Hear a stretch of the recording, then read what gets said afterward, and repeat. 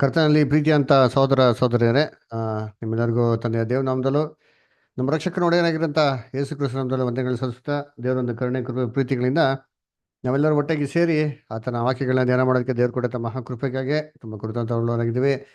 ಕರ್ತನಲ್ಲಿ ಪ್ರೀತಿ ಅಂತ ಸಹೋದರಗಳೇ, ಆ, ನಾವು ಫ್ರೈಡೇ ಫ್ರೀ ಇಲ್ದಿರೋ ಕಾರಣದಿಂದ ಇವತ್ತೊಂದು ವಾರಕ್ಕೆ ಮಾತ್ರ ಫ್ರೈಡೇ ಕ್ಲಾಸ್ನ ಇವತ್ತಿಗೆ ಶಿಫ್ಟ್ ಮಾಡಿದ್ರಿ. ಇವತ್ತಿನ ಕ್ಲಾಸ್ನ ಫ್ರೈಡೇಗೆ ಶಿಫ್ಟ್ ಮಾಡಿದ್ರಿ. ಅದರಿಂದ ನಾವು ಕಳೆದ ಒಂದು ದಿನಗಳಲ್ಲಿ ನಾವೇನಪ್ಪ 5ನೇ ವಾಲ್ಯೂಮ್ ನಾವೇನು ಮಾಡ್ತಾ ನೋಡ್ತಾ ಇದ್ರಿ. 5ನೇ ವಾಲ್ಯೂಮ್ನಲ್ಲಿ ಮುಖ್ಯವಾಗಿ ನೋಡ್ಬೇಕಾದ್ರೆ ಚಾಪ್ಟರ್ ನಂಬರ್ 8 ನಾವು ಶುರು ಮಾಡಿದ್ರಿ ಲಾಸ್ಟ್ ಟೈಮು. ಅದರ the channel of the atonement, the Holy Spirit of God, ಪವಿತ್ರಾತ್ಮ ಅಂತ ಅಂದ್ಬಿಟ್ಟು ಆ ಪವಿತ್ರಾತ್ಮ ಬಗ್ಗೆ ಅನೇಕ ವಿಚಾರಗಳು ನಾವೇನು ಮಾಡಿದ್ರಿ, ನಾವು ನೋಡಿದ್ರಿ. ಅದರ ಸತ್ಯ ನೋಡ್ಬೇಕಾದ್ರೆ ಪವಿತ್ರಾತ್ಮ ಇಲ್ಲದ್ರೆ ನಾವು ಸತ್ಯವೇದನ ಅರ್ಥ ಮಾಡ್ಕೊಳಕ್ಕೆ ಸಾಧ್ಯ ಇಲ್ಲ. ಈ ಪವಿತ್ರಾತ್ಮದಿಂದನೇ ದೇವರು ನಮಗೆ ಅನೇಕ ವಿಚಾರಗಳನ್ನ ತಿಳಿದುಪಡಿಸ್ತಾ ಇರೋದು. ಎದ್ ಮಾತ್ರ ಅಲ್ಲ, ಕ್ರಿಸ್ತನ್ ರಾಜ್ಯದಲ್ಲಿ ಕೂಡ ಇದೇ ಪವಿತ್ರಾತ್ಮನ ಲೋಕ ಜನಗಳಿಗೆ ಧಾರಾಳವಾಗಿ ಏನ್ ಮಾಡ್ತಾರೆ, ಒಂದು ದಯಪಾಲಿಸ ಅಂತ ಕೂಡ ನೋಡಿದ್ರೆ. ಅದು ಮಾತಲ್ಲ, ಈ ಒಂದು ಪವಿತ್ರ ಆತ್ಮನ ಕ್ರಿಸ್ತನ್ಗೆ ಏನ್ ಮಾಡಪ್ಪ ದೇವರು ಅಂದ್ರೆ ಅಳ್ತಾ ಇಲ್ದಿರ ಕೊಟ್ಟಿದ್ರು ಅಂತ ಕೂಡ ನಾವೇನ್ ಮಾಡ್ತೇವೆ ನೋಡಿದ್ರಿ. ಅದರ ಸೊ ಇಲ್ಲಿವರೆಗೂ ನಾವು ಓದಿದ್ರಿ. ಸೊ ಈ ವಾರ ನಾವು ಕಂಟಿನ್ಯೂ ಮಾಡೋಣ. ಇಂಗ್ಲೀಷಲ್ಲಿ ಪೇಜ್ ನಂಬರ್ 165, ಕನ್ನಡದಲ್ಲಿ ಪೇಜ್ ನಂಬರ್ 99 ಇಂದ ಯಾರೆಲ್ಲ ಓದೋಕ್ಕೆ ಇಂಟ್ರೆಸ್ಟ್ ಇದೆಯೋ ಬುಕ್ಗಳಿದ್ರೆ ತಮ್ಮ ಕೈಗಳಿದ್ರೆ ಅವಕಾಶ ಕೊಡೋಕೆ ಅನುಕೂಲ ಆಗ್ತದೆ. Thank you. ತ್ರಯೇಕತ್ವ ಸಿದ್ಧಾಂತವು ನಾವೀಗಾಗಲೇ ಕಂಡುಕೊಂಡಂತೆ 2ನೇ ಶತಮಾನದಲ್ಲಿ ಉತ್ಥಾನಗೊಂಡು ಮೇಲೇರಲು ಪ್ರಾರಂಭಿಸಿ 4ನೇ ಶತಮಾನದ ವೇಳೆಗೆ ಬಹಳಷ್ಟು ಅಭಿವೃದ್ಧಿ ಹೊಂದಿತು. ಇದು ಅನೇಕ ಕ್ರೈಸ್ತರ ಮನದಲ್ಲಿ ಗಣನೀಯವಾದ ಪ್ರಮಾಣದಲ್ಲಿ ಈ ಪ್ರಸ್ತಾಪವು ಸತ್ಯದೊಂದಿಗೆ ಬೆರೆತು ಹೋಗಿರುವ ಅಂಧಕಾರಕ್ಕೆ ಕಾರಣವಾಗಿದೆ ಮತ್ತು ಅವರ ಎಲ್ಲಾ ಧಾರ್ಮಿಕ ನಿಶ್ಚಿತಾಭಿಪ್ರಾಯಗಳಿಗೆ ಅನಾನುಕೂಲವಾಗಿಯೂ ಗೊಂದಲ ಉಂಟು ಮಾಡುವುದಾಗಿಯೂ ಮತ್ತು ಮಂಕುಗೊಳಿಸುವುದಾಗಿದೆ. ತಂದೆ ಮತ್ತು ಮಗನು ಪೂರ್ಣ ಹೊಂದಾಣಿಕೆಯಲ್ಲಿದ್ದಾರೆ ಮತ್ತು ಉದ್ದೇಶ ಹಾಗೂ ಅದರ ಸಾಧನೆಯಲ್ಲಿ ಏಕತೆಯನ್ನು ಹೊಂದಿದವರಾಗಿದ್ದಾರೆ. ದೇವರ ವಾಕ್ಯದ ಬೋಧನೆಗಳಲ್ಲಿ ಏಕರೂಪತೆ ಇದೆ ಎಂಬುದನ್ನು ನಾವು ಈಗ ತಾನೇ ನೋಡಿದ್ದೇವೆ. ಪವಿತ್ರಾತ್ಮನ ಬಗ್ಗೆ ದೇವರ ವಾಕ್ಯದ ಬೋಧನೆಗಳು ಅದೇ ರೀತಿಯಾಗಿ ಏಕರೂಪತೆಯುಳ್ಳವುಗಳಾಗಿವೆ. ಅದು ಮತ್ತೊಂದು ದೇವರಲ್ಲ, ಅದು ಆತ್ಮ ಮಾತ್ರವಾಗಿದ್ದು ಅದರ ಶಕ್ತಿ ಮತ್ತು ಪ್ರಭಾವಗಳನ್ನು ಒಬ್ಬನೇ ದೇವರಾದ ತಂದೆಯು ಆತನ ಏಕಮಾತ್ರ ಕುಮಾರನಾದ ಮಗನು ನಿರ್ಬಂಧವಿಲ್ಲದೆ ಏಕರೂಪತೆಯಿಂದ ಅನುಷ್ಠಾನಗೊಳಿಸುವವರಾಗಿದ್ದಾರೆ. ಆದುದರಿಂದ ಇವರಿಬ್ಬರೂ ಒಂದೇ ಆಗಿದ್ದುಕೊಂಡು ಪರಸ್ಪರ ಪೂರ್ಣ ಒಡಂಬಡಿಕೆಯುಳ್ಳವರಾಗಿದ್ದಾರೆ. ಆದರೆ ತಂದೆ, ಮಗನ ಮತ್ತು ಪವಿತ್ರಾತ್ಮನ ಈ ಅನ್ಯೋನ್ಯತೆಯ ತ್ರಯೇಕತ್ವ ಸಿದ್ಧಾಂತಗಳು ಎತ್ತಿ ಹಿಡಿಯುವ ಮತ್ತು ಬೋಧಿಸುವ ಬೋಧನೆಗಳಿಗೆ ಎಷ್ಟೋ ಭಿನ್ನವಾಗಿದೆ. ಇದನ್ನು ಕ್ರೈಸ್ತ ಪ್ರಶ್ನೋತ್ತರ ರೂಪ ಗ್ರಂಥದ ಪ್ರಶ್ನೆ 5 ಮತ್ತು 6 ಭಾಷೆಯಲ್ಲಿ ಒಂದೇ ದೇವರಲ್ಲಿ ತಂದೆ, ಕುಮಾರ ಮತ್ತು ಪವಿತ್ರಾತ್ಮರೆಂಬ 3 ವ್ಯಕ್ತಿಗಳಿದ್ದಾರೆ. ಈ ಮೂವರು ಒಂದೇ ದೇವರಲ್ಲಿದ್ದು ಅವರುಗಳು ತತ್ವದಲ್ಲಿಯೂ ಶಕ್ತಿಯಲ್ಲಿಯೂ ಮಹಿಮೆಯಲ್ಲಿಯೂ ಒಂದೇ ಆಗಿದ್ದಾರೆ. ಈ ದೃಷ್ಟಿ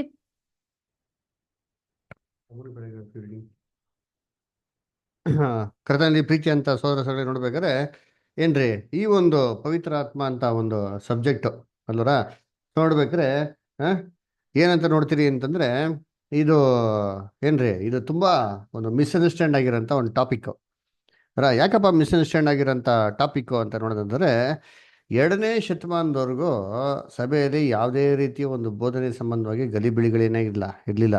ಆದರೆ 2ನೇ ಶತಮಾನಗಳ ನಂತರ ಯಾವಾಗಪ್ಪ ಅಂದರೆ ಸುಮಾರು 4ನೇ ಒಂದು ಶತಮಾನದಲ್ಲಿ, ಅದರ 4th century AD ಯಲ್ಲಿ ಒಂದು ಫಾಲ್ಸ್ ಡಾಕ್ಟ್ರಿನ್, ತಪ್ಪಾದ ಉಪದೇಶ ಸಭೆಯೊಳಗೆ ಏನಾಗ್ತದೆ ಬರೋದಕ್ಕೆ ಶುರು ಆಗ್ತದೆ. ಅದು ಯಾವ್ದಪ್ಪ ತಪ್ಪಾದ ಉಪದೇಶ ಅಂತ ನೋಡಿದ್ರೆ ತ್ರೈಕತ್ವ ಅಂದ್ರ. ಸೊ ನಮಗೆಲ್ಲ ಚೆನ್ನಾಗಿ ಗೊತ್ತು ತ್ರೈಕತ್ವ ಅಂತದೇನೋ, ಆ ತತ್ವ ಅಂತಬಿಟ್ಟು ಅದು ಪಾಠ ನಾವೇನು ಮಾಡಿದ್ರಿ ಬೇಸಿಕ್ ಕ್ಲಾಸಲ್ಲಿ ನೋಡ್ಬಿಟ್ಟಿದ್ದೀರಿ. ಅದರ ಸೊ ಇದು ಏನಪ್ಪ ಮಾಡ್ತು ಅಂತಂದ್ರೆ ಏನ್ರಿ, ಸಭೆಯ ಒಂದು ನಿಜವಾದ ಉಪದೇಶನ ಕಂಪ್ಲೀಟ್ ಆಗಿ ಏನ್ ಮಾಡ್ತಂತ ಅಲ್ಲಿ ಮರೆ ಮಾಡ್ಬಿಡ್ತು. ಅದರ ಸಭೆ ಕಂಪ್ಲೀಟ್ ಆಗಿ ಕತ್ಲಲ್ಲಿ ಹೊಟ್ಟೋಗ್ಬಿಡ್ತು.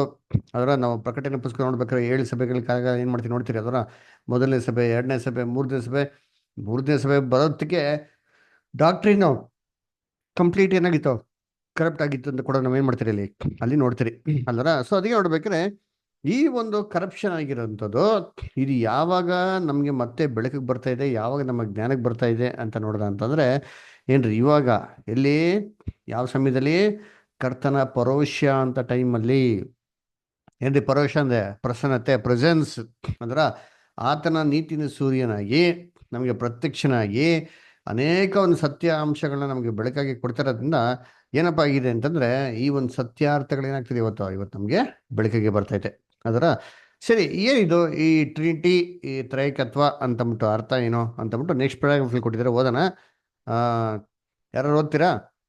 ಪೇಜ್ ನಂಬರ್ 99ನಲ್ಲಿ ಲಾಸ್ಟ್ ಒಂದು ಪ್ಯಾರಾಗ್ರಾಫ್ ಇದಲ್ಲ, ಅದು ಓದ್ಬೇಕು. ಓದ್ಬೇಕಾ ಬ್ರದರ್? ಓಕೆ, ಅನಿತಾ ಅಷ್ಟು ಓದಿ. ತಂದೆ ಮತ್ತು ಮಗನು ಪೂರ್ಣ ಹೊಂದಾಣಿಕೆಯಲ್ಲಿದ್ದಾರೆ ಮತ್ತು ಉದ್ದೇಶ ಹಾಗೂ ಅದರ ಸಾಧನೆಯಲ್ಲಿ ಏಕತೆ ಹೊಂದಿದ್ದವರಾಗಿದ್ದಾರೆ. ದೇವರ ವಾಕ್ಯದ ಬೋಧನೆಗಳಲ್ಲಿ ಏಕರೂಪತೆ ಇದೆ ಎಂಬುದನ್ನು ನಾವು ಈಗ ತಾನೇ ನೋಡಿದ್ದೇವೆ. ಪವಿತ್ರಾತ್ಮನ ಬಗ್ಗೆ ದೇವರ ವಾಕ್ಯದ ಬೋಧನೆಗಳು ಅದೇ ರೀತಿಯಾಗಿ ರೂಪತೆ ಉಳ್ಳವುಗಳಾಗಿವೆ. ಅದು ಮತ್ತೊಂದು ದೇವರಲ್ಲ, ಅದು ಆತ್ಮ ಮಾತ್ರವಾಗಿದ್ದು ಅದರ ಶಕ್ತಿ ಮತ್ತು ಪ್ರಭಾವಗಳನ್ನು ಒಬ್ಬನೇ ದೇವರಾದ ತಂದೆಯು ಆತನ ಏಕಮಾತ್ರ ಕುಮಾರನಾದ ಮಗನು ನಿರ್ಬಂಧವಿಲ್ಲದೆ ಏಕರೂಪತೆಯಿಂದ ಅನುಷ್ಠಾನಗೊಳಿಸುವವರಾಗಿದ್ದಾರೆ.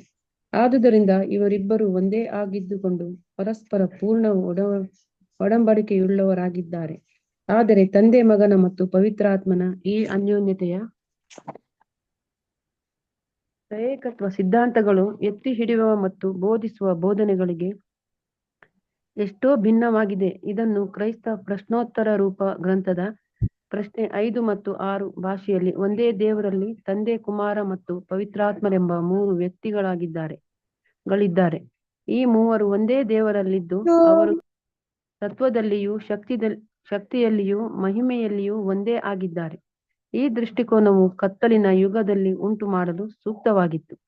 ಅಂದಿನ ಕಾಲದಲ್ಲಿ ಸತ್ಯವು ಇನ್ನೂ ಪ್ರಕಟವಾಗಿರದ ವಿಷಯವನ್ನು ಬಿಟ್ಟು ಗೋಪ್ಯವಾದವುಗಳನ್ನು ಆರಾಧಿಸುತ್ತಿದ್ದರು, ಏಕೆಂದರೆ ಆ ತತ್ವದಲ್ಲಿ ಅಧಿಕ ಆಯ್ಕೆಗಳಿದ್ದವು. ಇದು ಅಸಮಂಜಸಕರವಾದದ್ದು ಅಲ್ಲದೆ ದೇವರ ವಾಕ್ಯಕ್ಕೆ ವಿರುದ್ಧವಾದದ್ದು. 3 ವ್ಯಕ್ತಿಗಳು ಒಬ್ಬರೇ ಒಂದೇ ತತ್ವ ಆಗಲು ಹೇಗೆ ಸಾಧ್ಯ? ತತ್ವದಲ್ಲಿ ಒಂದೇ, ಅದಲ್ಲಿ ಅವರುಗಳು ಸಮಾನವಾಗಿರಲು ಹೇಗೆ ಸಾಧ್ಯ? ಯಾವುದೇ ಜ್ಞಾನವಂತ ವ್ಯಕ್ತಿಗೆ ದೇವರು ಒಬ್ಬನೇ ವ್ಯಕ್ತಿಯಾಗಿದ್ದರೆ ಆತನು 3 ವ್ಯಕ್ತಿಯಾಗಲು ಸಾಧ್ಯವಿಲ್ಲ ಎಂಬುದು ತಿಳಿಯದೆ, ಆತನು ಒಬ್ಬನಲ್ಲಿ 3 ವ್ಯಕ್ತಿಯಾಗಿದ್ದರೆ ಮೂವರು ಒಂದಾಗುವುದರಲ್ಲಿ ಒಂದು ಅರ್ಥದಲ್ಲಿ ಮಾತ್ರ ಸಾಧ್ಯವಿದೆ. ಅದೇನೆಂದರೆ ಒಂದೇ ವ್ಯಕ್ತಿಯಾಗಿ ಅಲ್ಲ, ಆದರೆ ಉದ್ದೇಶದಲ್ಲಿ, ಮನಸ್ಸಿನಲ್ಲಿ, ಚಿತ್ತದಲ್ಲಿ ಮತ್ತು ಸಹಕಾರದಲ್ಲಿ ಮಾತ್ರ. ನಿಜವಾಗಿಯೂ ಎಳೆಯ ಪ್ರಾಯದಿಂದಲೂ ಈ ತ್ರೈಕತ್ವವೆಂಬ ಅರ್ಥವಿಲ್ಲದ ಸಂಗತಿಗಳು ನಮಗೆ ಪಡದಿರುತ್ತಿದ್ದರೆ ಅವುಗಳನ್ನು ನಮಗೆ ಅಮಲೇರುವಂತೆ ವೇದ ವಿದ್ಯಾಲಯಗಳಲ್ಲಿ ತಲೆನೆರೆತ ಪ್ರಾಧ್ಯಾಪಕರುಗಳಿಂದ ಇನ್ನೂ ಇತರ ಅನೇಕ ರೀತಿಯಲ್ಲಿ ಜಾಣತನದಿಂದಲೋ ಎಂಬಂತೆ ಕಲಿಸಿಕೊಡುತ್ತಿರುತ್ತಿದ್ದರೆ ಯಾರೂ ಒಂದು ಕ್ಷಣವಾದರೂ ಇದನ್ನು ಗುರುತರವಾಗಿ ಪರಿಗಣಿಸುತ್ತಿರಲಿಲ್ಲ. ದೇವಜನರ ಮೇಲೆ ಅವರುಗಳು ದೇವರ ಅನೇಕ ವಾಕ್ಯಗಳಲ್ಲಿ ಇದರ ಅರ್ಥವನ್ನು ಕಂಡುಕೊಳ್ಳದಂತೆ ಅವರನ್ನು ದಿಗ್ಭ್ರಮೆಗೊಳಿಸಿ ಮಂಕಾಗುವಂತೆ ಮಾಡಿ ಅವರ ಮೇಲೆ ಇದನ್ನು ವಂಚನೆಯಿಂದ ಹೇರುವಲ್ಲಿ ವಿರೋಧಿಯು ಜಯಶೀಲನಾದುದಾದರೂ ಹೇಗೆ ಎಂಬುದು ನಿಜವಾಗಿಯೂ ರಹಸ್ಯ ಸಂಗತಿಯಾಗಿದೆ. ಇದನ್ನು ನಾವು ಮಹಿಮೆಯಲ್ಲಿ ನನ್ನನ್ನು ತಿಳಿದುಕೊಂಡಂತೆಯೇ ನಾನು ತಿಳಿದುಕೊಳ್ಳುತ್ತೇನೆ ಎಂಬಂತೆ. ಆಯ್ತು brother. Thank you sir. So ಅದಕ್ಕೆ ನಾವು ಸತ್ಯವೇದ ನೋಡ್ಬೇಕಾದ್ರೆ ಈ ಒಂದು ಡಾಕ್ಟ್ರಿನ್ ಏನಪ್ಪ, ತ್ರೈಕತ್ವ ಅಂದ್ರೆ ಡಾಕ್ಟ್ರಿನ್ ಬಗ್ಗೆ ನೋಡ್ಬೇಕಾದ್ರೆ ನಾವು ಏನಪ್ಪ ನೋಡಿದರೆ, ತಂದೆ ಮತ್ತೆ ಮಗ ಇಬ್ರು ಏನಾಗಿದ್ದಾರೆ ಅಲ್ವರ ಏನ್ರಿ, ಒಂದಾಗಿದ್ದಾರೆ ಅಲ್ವರ. ಸೊ ಯಾವುದ್ರಲ್ಲಿ ಒಂದಾಗಿದ್ದಾರೆ ಅಂತ, ತನ್ನ ಉದ್ದೇಶಗಳಲ್ಲಿ, ತಾನು ಮಾಡುವಂಥ ಎಲ್ಲ ಕ್ರಿಯೆಗಳಲ್ಲಿ ಏನಾಗಿದ್ದಾರೆ, ಒಂದಾಗಿದ್ದಾರೆ ಅಲ್ವರ. ಸೊ ಈ ಒಂದು ವಿಚಾರದಲ್ಲಿ ಒಂದಾಗಿದ್ದಾರೆ ಅಲ್ವರ, ಆದರೆ ಒಬ್ಬರೇ ಆಗಿಲ್ಲ ಅಂತಂದ್ಬಿಟ್ಟು ನಾವು ಏನು ಮಾಡ್ಕೊ ಬಹು ಸ್ಪಷ್ಟವಾಗಿ ನಾವು ಕ್ಲಾಸಲ್ಲಿ ಏನು ಮಾಡಿದ್ವಿ ನೋಡಿದಿರಿ ಅಲ್ವರ. ಸೊ ಅದಕ್ಕೆ ನೋಡ್ಬೇಕಾದ್ರೆ ಈ ಒಂದು ಏನಂದರೆ ತ್ರೈಕತ್ವ ಅಂತ ಉಪದೇಶ ಏನಪ್ಪ ಹೇಳ್ತಾರೆ ಅಂತಂದ್ರೆ, ಪವಿತ್ರಾತ್ಮ ಇನ್ನೊಂದು ದೇವರು ಏನ್ರಿ ಅಂತ ಅಂದ್ಬಿಟ್ಟು ಕೂಡ ಏನು ಮಾಡ್ತಾರೆ ಅಲ್ಲಿ ಹೇಳ್ತಾರೆ. ಆದರೆ ನಾವು ನೋಡ್ಬೇಕಾದ್ರೆ ಸತ್ಯವೇದಲ್ಲಿ ನೋಡಿದರೆ ಪವಿತ್ರಾತ್ಮ ಅಂದ್ಬಿಟ್ಟು ದೇವರಿಂದ ಹೊರಟು ಬರುವಂಥ ಏನ್ರಿ ಒಂದು ಕಣ್ಣಿಗೆ ಕಾಣಿಸಿರೋಂಥ ಒಂದು ಅದ್ಭುತವಂತ ಶಕ್ತಿ ಅಂತ ಕೂಡ ನಾವೇನು ಮಾಡಿದಿರಿ, ಅದನ್ನು ನೋಡಿದಿರಿ ಅಲ್ವರ. ಸೊ ಅದಕ್ಕೆ ನೋಡ್ಬೇಕಾದ್ರೆ ಇದು ಸತ್ಯವೇದಕ್ಕೆ ಕ್ಲೀನ್ ಆಗಿರೋಂಥ ಒಂದು ಉಪದೇಶ ಅಲ್ವರ. ಆದರೆ ಈ ಒಂದು ಏನ್ರಿ ಇಬ್ರು ಒಂದಾಗಿರೋದಕ್ಕೂ ಇಬ್ರು ಒಂದೇ ಆಗಿರೋದಕ್ಕೂ ಏನಿದೆ, ತುಂಬಾ ವ್ಯತ್ಯಾಸ ಇದೆ ಅಲ್ವರ. ಸೊ ಅದಕ್ಕೆ ನೋಡ್ಬೇಕಾದ್ರೆ ಈ ಒಂದು ಡಾಕ್ಟ್ರಿನ್ ಅಂದ್ರೆ ತ್ರೈಕತ್ವ ಅಂತಂದ್ಬಿಟ್ಟು ಏನ್ರಿ ಒಬ್ರು ಮೂರೇ ಅಂತಂದ್ಬಿಟ್ಟು ಹೇಳೋಂಥ ತತ್ವ ಏನ್ರಿ ಇದು ಏನ್ರಿ ನಾವು ನೋಡೋಂಥ ರೀತಿಲಿ 4th ಸೆಂಚುರಿ ಬೇಡಿಯಲ್ಲಿ ಏನಾಯ್ತು ಇದು ಬರೋದಕ್ಕೆ ಶುರು ಆಯ್ತು ಅಲ್ವರ. ಏನಂತ ಕ್ಲೇಮ್ ಮಾಡಕ್ಕೆ ಶುರು ಮಾಡಿದ್ರೆ ಈ ಮೂರು ಜನ ಇದ್ದಾರೆ, ಮೂರು ಸಪ್ರೇಟ್ ಬಿಟ್ಟು, ಆದ್ರೂ 3 ಜನ ಒಬ್ರೇ. ಆದ್ರೂ 3 ಜನ ಕೂಡ ಏನಾಗಿದ್ದಾರೆ ಸಾಮರ್ಥ್ಯದಲ್ಲಿ ಶಕ್ತಿಯಲ್ಲಿ ಒಂದೇ ತರ ಇದ್ದಾರೆ, ಒಬ್ರೇ. ಅವನ ಮಹಿಮೇಲೆ ಕೂಡ ಏನಾಗಿದ್ದಾರೆ ಒಂದೇ ಇದ್ದಾರೆ ಅಂತಂದ್ಬಿಟ್ಟು ಈ ಒಂದು ಡಾರ್ಕ್ ಏಜಸ್ಲಿ ಆಂಟಿ ಕ್ರೈಸ್ಟ್ ಪೀರಿಯಡ್ ಏನ್ ಮಾಡ್ತಾರೆ ಇವೆಲ್ಲ ಡಾಕ್ಟ್ರಿನ್ ಬರೋದಕ್ಕೆ ಏನಾಯ್ತು ಅಲ್ಲಿ ಶುರು ಆಯ್ತು. ಅದಕ್ಕೆ ಈ ಒಂದು ಡಾಕ್ಟ್ರಿನ್ ಜನಗಳಿಗೆ ಹೆಂಗಿತ್ತು ಅಂದ್ರೆ ಒಂದು ರಹಸ್ಯ ತರ ಏನಾಗಿತ್ತು ಇತ್ತು. ಇದು ಜನಗಳಿಗೆ ಏನಾಗ್ತಾ ಇಲ್ಲ, ಅರ್ಥನೇ ಆಗ್ತಾ ಇರಲಿಲ್ಲ ಅಲ್ವರ. ಆದ್ರೆ ಸ್ವಲ್ಪ ಕಾಮನ್ ಸೆನ್ಸ್ ಅಲ್ಲಿ ನೋಡ್ಬೇಕಾದ್ರೆ ಏನ್ರಿ ಈ ಡಾರ್ಕ್ ಏಜಸ್ ಕಾಲಗಳು ಹೆಂಗೆ ಅಂತಂದ್ರೆ ನಾವು ಏನ್ರಿ ಒಂದು ನಮ್ಮ ದೇಶದಲ್ಲಿ ಒಂದು 200 ವರ್ಷ ಮುಂಚೆ ಹೋದಂದ್ರೆ ಹೆಂಗಿತ್ತು ಜನಗಳಿಗೆ ಮೂಢನಂಬಿಕೆ, ಜನಗಳಿಗೆ ಜ್ಞಾನ ಇಲ್ಲ, ಬುದ್ಧಿ ಇಲ್ಲ, ತಿಳುವಳಿಕೆ ಇಲ್ಲ ಅದರ. ಅದರಿಂದ ಏನೆಲ್ಲ ಯಾರು ಹೇಳ್ತಾ ಇದ್ರು ಅವ್ರಿಗೆ ಏನಕ್ಕೆ ಭಾವನೆ ಬರ್ತಾ ಇತ್ತು ಅದನ್ನ ಏನ್ ಮಾಡ್ತಿದ್ರು ಜನಗಳು ಸತ್ಯ ಅಂತ ಏನ್ ಮಾಡ್ತಾ ಇದ್ರು ನಂಬ್ತಾ ಇದ್ರು ಅಲ್ವರ. ಸೊ ಅದು ಎಕ್ಸಾಕ್ಟ್ ಆಗಿ ಏನಾಗ್ತಾ ಇಲ್ಲ, ಕ್ಲಿಯರ್ ಒಂದು ಐಡೆಂಟಿಫಿಕೇಶನ್, ಕ್ಲಿಯರ್ ಪಿಕ್ಚರ್ ಏನಾಗ್ತಾ ಇಲ್ಲ, ಗೊತ್ತಾಗ್ತಾ ಇರಲಿಲ್ಲ. ಅದರಿಂದ ನೋಡ್ಬೇಕಾರೆ ಆ ಕಾಲದಲ್ಲಿ ಈ ಒಂದು ಏನ್ರಿ ತುಂಬಾ ವೈಟ್ ಕಾಲರ್ ಇರೋಂಥ ಪಾದರಿಗಳು, ಥಿಯಾಲಜಿ ಓದಿರೋರು ಯಾವ್ದು ಹೇಳ್ತಾ ಇದ್ರು ಅದನ್ನೇ ಏನ್ ಮಾಡೋದು ಜನಗಳು ಬ್ಲೈಂಡ್ ಆಗಿ ನಂಬಕ್ಕೆ ಏನ್ ಮಾಡ್ತಾರೆ ಶುರು ಮಾಡ್ತಾರೆ. ಯಾಕೆಂತಂದ್ರೆ ಒಂದು ಏನಂದ್ರೆ ಬೈಬಲ್ ಆ ಕಾಲದಲ್ಲಿ ಯಾರಿಗೂ ಕೊಡ್ತಾ ಇರಲಿಲ್ಲ ಅದರ. ಆಮೇಲೆ ಬೈಬಲ್ ಇದ್ರೂ ಸೇರಿ ಅದು ಯಾವ ಲ್ಯಾಂಗ್ವೇಜ್ ಅಲ್ಲಿ ಇತ್ತು ಅಂದ್ರೆ ಲ್ಯಾಟಿನ್ ಭಾಷೆಯಲ್ಲಿ ಇರ್ತಾ ಇತ್ತು. ಅದನ್ನು ಓದಿ ಅರ್ಥ ಮಾಡ್ಕೊಳಕ್ಕೆ ಜನಗಳಿಗೆ ತುಂಬಾ ಏನಾಗೋದು ಕಷ್ಟ ಆಗೋದು. ಈ ಕಾಲದಲ್ಲಿ ಇರೋ ಬೈಬಲ್ ಸ್ಟಡಿಗಳು ಏನಾಗ್ತಾ ಇಲ್ಲ, ಇರ್ತಾನೆ ಇಲ್ಲ. ಅದರಿಂದ ಏನಾಗೋದಂದ್ರೆ ಜನಗಳಿಗೆ ತುಂಬಾ ಸಂದೇಹ ಬರೋದು ಏನಂತಂದ್ರೆ ಹೆಂಗೆ ಮೂರು ಒಬ್ಬರೇ ಇರಕ್ಕೆ ಸಾಧ್ಯ, ಎಲ್ಲ ಒಬ್ಬರೇ ಆಗಿರ್ಬೇಕ್ರೆ ಮೂರು ಸಪ್ರೇಟ್ ಆಗಿ ಇರಕ್ಕೆ ಹೆಂಗೆ ಸಾಧ್ಯ ಅಂತಂದ್ಬಿಟ್ಟು ತುಂಬಾ ಒಂದು ದೊಡ್ಡ ಪ್ರಶ್ನೆ ಏನಾಗೋದು ಅವ್ರಿಗೆ ಬರೋದು ಅದರ. ಆದ್ರೂ ಕೂಡ ನೋಡ್ಬೇಕಾರೆ ಇದನ್ನ ಏನ್ ಮಾಡೋರು ಅಂತಂದ್ರೆ ಇವರು ಒಂದು ಮಾಡೋಂಥ ಉಪದೇಶಕರ ಒಂದು ನಿಮಿತ್ತವಾಗಿ ಏನ್ ಮಾಡೋರನ್ನ ಅದನ್ನ ನಂಬೋರು. ಆಕ್ಚುಲಿ ಇನ್ಫ್ಯಾಕ್ಟ್ ನೋಡ್ಬೇಕಾರೆ ಈ ಡಾಕ್ಟ್ರಿನ ಸ್ಟ್ರೆಸ್ ಮಾಡಿ ಯಾರು ಹೇಳಲ್ಲ ಅಂತಂದ್ರೆ ಜನಗಳಿಗೆ ಇದ್ಮೇಲೆ ನಂಬಿಕೆನೇ ಇರಲ್ಲ ರೀ ಅಲ್ವರ. ಸೊ ಅದೇ ನೋಡ್ಬೇಕ್ರೆ ಏನ್ರಿ ಇದು ನಂಬಲ್ವೋ ಯಾವಾಗ ಜನಗಳು, ಅವಾಗ ಜನಗಳಿಗೆ ಏನ್ ಮಾಡ್ಬಿಡ್ತಾರೆ, ನೀವು ಅಂಥವ್ರು ಇಂಥವ್ರು, ನಿಮ್ಗೆ ದೇವ್ರ ಮೇಲೆ ನಂಬಿಕೆ ಇಲ್ಲ ಅದರ, ನೀವು ಸುಳ್ಳು ಪ್ರವಾದಿಗಳು ಅದರ, ನೀವು ಸುಳ್ಳು ದೀರ್ಘದರ್ಶಿಗಳು ಅಂದ್ರೆ ನೀವು ದೇವ್ರ ಮಕ್ಕಳಲ್ಲ ಅಂತ ಏನಂತಾರೆ. ಇಲ್ಲಿರೋಂಥ ಅವ್ರ ಹೆಸರುಗಳು ಕಟ್ಬೇಕಾದ್ರೆ ಜನಗಳು ಭಯದಿಂದ ಏನ್ ಮಾಡಕ್ ಶುರು ಮಾಡಿದ್ರು, ಅದನ್ನ ನಂಬಕ್ಕೆ ಶುರು ಮಾಡಿಲ್ಲ, ಸಭೆಯಿಂದ ಬಹಿಷ್ಕಾರ ಹಾಕ್ಬಿಡ್ತಾರೆ. ಈ ತರ ಅನೇಕ ಒಂದು ವಿಚಾರಗಳು ಅಲ್ವರ. ಅದಕ್ಕೆ ಕರ್ತನಲ್ಲಿ ಪ್ರೀತಿ ಅಂತ ಸರೋಸಗಳೇ ಏನ್ರಿ ನಾವು ಏನ್ರಿ ಸತ್ಯವೇದಲ್ಲಿ ನೋಡ್ಬೇಕಾದ್ರೆ ಇದು ಅರ್ಥ ನಮ್ಗೇನಾಗಿದೆ ನಮಗೆ ಕ್ಲೀನಾಗಿ ಗೊತ್ತಾಗಿದೆ. ಅದು ನೋಡ್ಬೇಕಾದ್ರೆ ಈ ಒಂದು ಏನ್ರಿ ಸೈತಾನಿನ ಒಂದು ದುರುಪದೇಶದಿಂದ ಏನಾಗಿದೆ ಅಂತಂದ್ರೆ ದೇವರ ನಿಜ ಗುಣಗಳು ಜನಗಳಿಗೆ ಒಂದು ಮರೆಯಾಗಿರೋದು ನಾವೇನ್ ಮಾಡ್ತೀರಿ ನೋಡ್ತೀರಿ. ಓಕೆನಾ. ನೆಕ್ಸ್ಟ್ ಪ್ಯಾರಾಗ್ರಾಫ್ ಯಾರು ಓದ್ತೀರಾ? Next paragraph brother. ನವಿತಾ ಅಷ್ಟು ಓದ್ತೀರಾ? Page number 100. ಮೇಲಿನ ಅಧ್ಯಾಯಗಳಿಂದ ಒಬ್ಬ ಜಾಗರೂಕ ವಿದ್ಯಾರ್ಥಿಯು ದೇವರ ಪರಿಶುದ್ಧ ಗ್ರಂಥದಿಂದ ಸರ್ವಶಕ್ತನಾದ ಒಬ್ಬ ದೇವರಾದ ಯೆಹೋವನು ಮಾತ್ರವೇ ಇದ್ದಾನೆ ಮತ್ತು ಆತನು ತನ್ನ ಪ್ರಥಮವಾದ ಒಬ್ಬನೇ ಮಗನನ್ನು ಅತ್ಯಂತ ಉನ್ನತ ಸ್ಥಾನಕ್ಕೆ, ಅಂದರೆ ತನ್ನ ಸ್ವಭಾವಕ್ಕೆ ಮತ್ತು ವಿಶ್ವದಲ್ಲಿನ ತನ್ನ ಸ್ವಂತ ಸಿಂಹಾಸನಕ್ಕೆ ಏರಿಸಿದ್ದಾನೆ ಎಂಬ ಬಗ್ಗೆ ಬಹಳಷ್ಟು ಸಾಕ್ಷ್ಯಗಳನ್ನು ಕಂಡುಕೊಂಡಿದ್ದಾನೆ. ಈ ಕ್ರಮದಲ್ಲಿ ಸಭೆಯು ನಂತರದಲ್ಲಿ ಆತನ ಮೊದಲಗಿತ್ತಿಯಾಗಿ, ಕುರಿಮರಿಯ ವಧುವಾಗಿ, ಜೊತೆ ವಾರಸುದಾರ ಅಥವಾ ಮತ್ತೊಂದು ಮಾತಿನಲ್ಲಿ ಸಹೋದರರು ಎಂಬುವ ಮಹಿಮೆ ಹೊಂದಿಕೊಳ್ಳುತ್ತದೆ. ಇವರುಗಳು ಪ್ರಸ್ತುತದಲ್ಲಿ ಆತನ ಶ್ರಮೆಯ ಸಂಗಾತಿಗಳಾಗಿರುವಂತೆಯೂ ಮುಂದೆ ಆತನ ಮಹಿಮೆಯ ಸಂಗಾತಿಗಳಾಗಿಯೂ ಮಾಡಲ್ಪಡುತ್ತಾರೆ. ಎಲ್ಲ ವೇದ ಗ್ರಂಥಗಳು ಈ ಸಾಕ್ಷ್ಯದ ಬಗ್ಗೆ ಸಾಮರಸ್ಯದಿಂದೊಡಗೂಡಿದೆ ಮತ್ತು ಅವುಗಳನ್ನು ಒಪ್ಪಿಕೊಳ್ಳುತ್ತವೆ. ಮತ್ತು ಮುಂದುವರೆದು, ಯಾವುದೇ ದೇವರ ವಾಕ್ಯವು ಪ್ರತ್ಯಕ್ಷವಾಗಿ ಅಥವಾ ಪರೋಕ್ಷವಾಗಿ, ನಿಜವಾಗಿ ಅಥವಾ ತೋರಿಕೆಯಾಗಿ ಈ ಕಾಣುವಿಕೆಯೊಂದಿಗೆ ಘರ್ಷಣೆ ಉಂಟುಮಾಡುವುದಿಲ್ಲ ಎಂಬುದನ್ನು ವಿದ್ಯಾರ್ಥಿಗಳು ಗಮನಿಸಿದ್ದಾರೆ. ಆಗ ಉದ್ಭವಿಸುವ ಪ್ರಶ್ನೆ ಎಂದರೆ, ಪವಿತ್ರಾತ್ಮನು ಯಾರು, ಎಲ್ಲಿದ್ದಾನೆ, ಏನಾಗಿದ್ದಾನೆ ಎಂಬುದು. Thank you brother.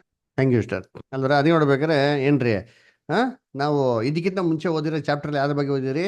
ಅದರ ತಂದೆ ದೇವ್ರ ಬಗ್ಗೆ ನೋಡಿದಿರಿ, ಅದರ ಅದಾಗಿದ ನಂತರ ಕ್ರಿಸ್ತನ್ ಬಗ್ಗೆ ನೋಡಿದ್ರಿ. ಯಾಕೆ ಈ ಆರ್ಡರ್ ಬರ್ದಿರೋದು ವಾಲ್ಯೂಮು ಅಂತಂದ್ರೆ ಈ ಪವಿತ್ರಾತ್ಮ ಅರ್ಥ ಮಾಡ್ಕೊಬೇಕಂದ್ರೆ ಇದ್ರ ಸೋರ್ಸ್ ಏನು ಅಂತ ನಮಗೆ ಅರ್ಥ ಮಾಡ್ಕೊಬೇಕು. ಅದಕ್ಕೆ ಫಸ್ಟ್ ತಂದೆ ದೇವ್ರ ಬಗ್ಗೆ ಓದಿರೋದು, ನೆಕ್ಸ್ಟು ನಮ್ಮ ರಕ್ಷಕನ ಅಂತ ಯೇಸು ಕ್ರಿಸ್ತನ ಬಗ್ಗೆ ನಾವೇನ್ ಮಾಡಿರೋದು ಅಲ್ಲಿ ಓದಿರೋದು ಅಲ್ಲರ. ಅದಕ್ಕೆ ನೋಡ್ಬೇಕಾದ್ರೆ ಅದ್ರಲ್ಲಿ ಓದಿರೋದ್ರಲ್ಲಿ ನಾವೇನಪ್ಪ ಬಹು ಸ್ಪಷ್ಟವಾಗಿ ತಿಳ್ಕೊಂಡಿದ್ದಂದ್ರೆ ಸರ್ವಶಕ್ತನಾಗಿರೋಂಥ ದೇವರು ಒಬ್ರಿದ್ದಾರೆ, ಅವರು ಏಕೈಕ ದೇವರು ಅಲ್ವರ.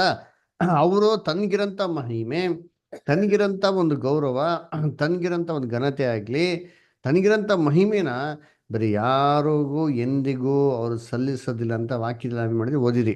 ಅದರ ಆ ಆತನಿಗಿರಂತ ಸ್ವಂತ ಸ್ವಭಾವನ ಏನ್ರಿ ಅವ್ರೊಬ್ಬರೇ ಒಬ್ರಿಗೆ ಏನು ಮಾಡಿದ್ದು, ಅದನ್ನ ಕೊಟ್ಟಿದ್ದು. ಯಾರಂದ್ರೆ ತನ್ನ ಸ್ವಂತ ಮಗನಾಗಿರಂತ ಯೇಸು ಕ್ರಿಸ್ತನ್ ಕೊಟ್ರು. ಯಾವಾಗ ಕೊಟ್ರು? ಅವ್ರು ಸಾಯೋದಕ್ಕಿಂತ ಮುಂಚೆ ಕೊಟ್ರಾ ಅಂದ್ರೆ ಇಲ್ಲ. ಅವ್ರ ಶಿಲ್ಬೆ ಮರಣದವರೆಗೂ ನಂಬಿಕಸ್ಥರಾಗಿ ಇದ್ದಿದ ಮೇಲೇನೆ ಅವ್ರಿಗೆ ಪುನರುತ್ಥಾನದಲ್ಲಿ ಅಮರತ್ವ ಅಂತ ಏನ್ ಮಾಡಿ ಕೊಟ್ರು. ಇವಾಗ ಕ್ರಿಸ್ತನು ತಂದೆಯ ದೇವರ ಬಲಭಾಗದಲ್ಲಿ ಕೂತ್ಕೊಂಡು ತಂದೆಯ ದೇವ್ರಿಗಿಂತ ಸ್ವಂತ ಒಂದು ಸ್ವಭಾವದಲ್ಲಿ ಏನಾಗಿದ್ದಾರೆ ಏನ್ರಿ, ಅವ್ರ ತನನೇ ಏನಾಗಿದ್ದಾರೆ, ಈಕ್ವಲ್ ಆಗಿ ಏನಾಗಿದ್ದಾರೆ ಇರೋದು ನೋಡ್ತೀರಿ ಅಲ್ವರ.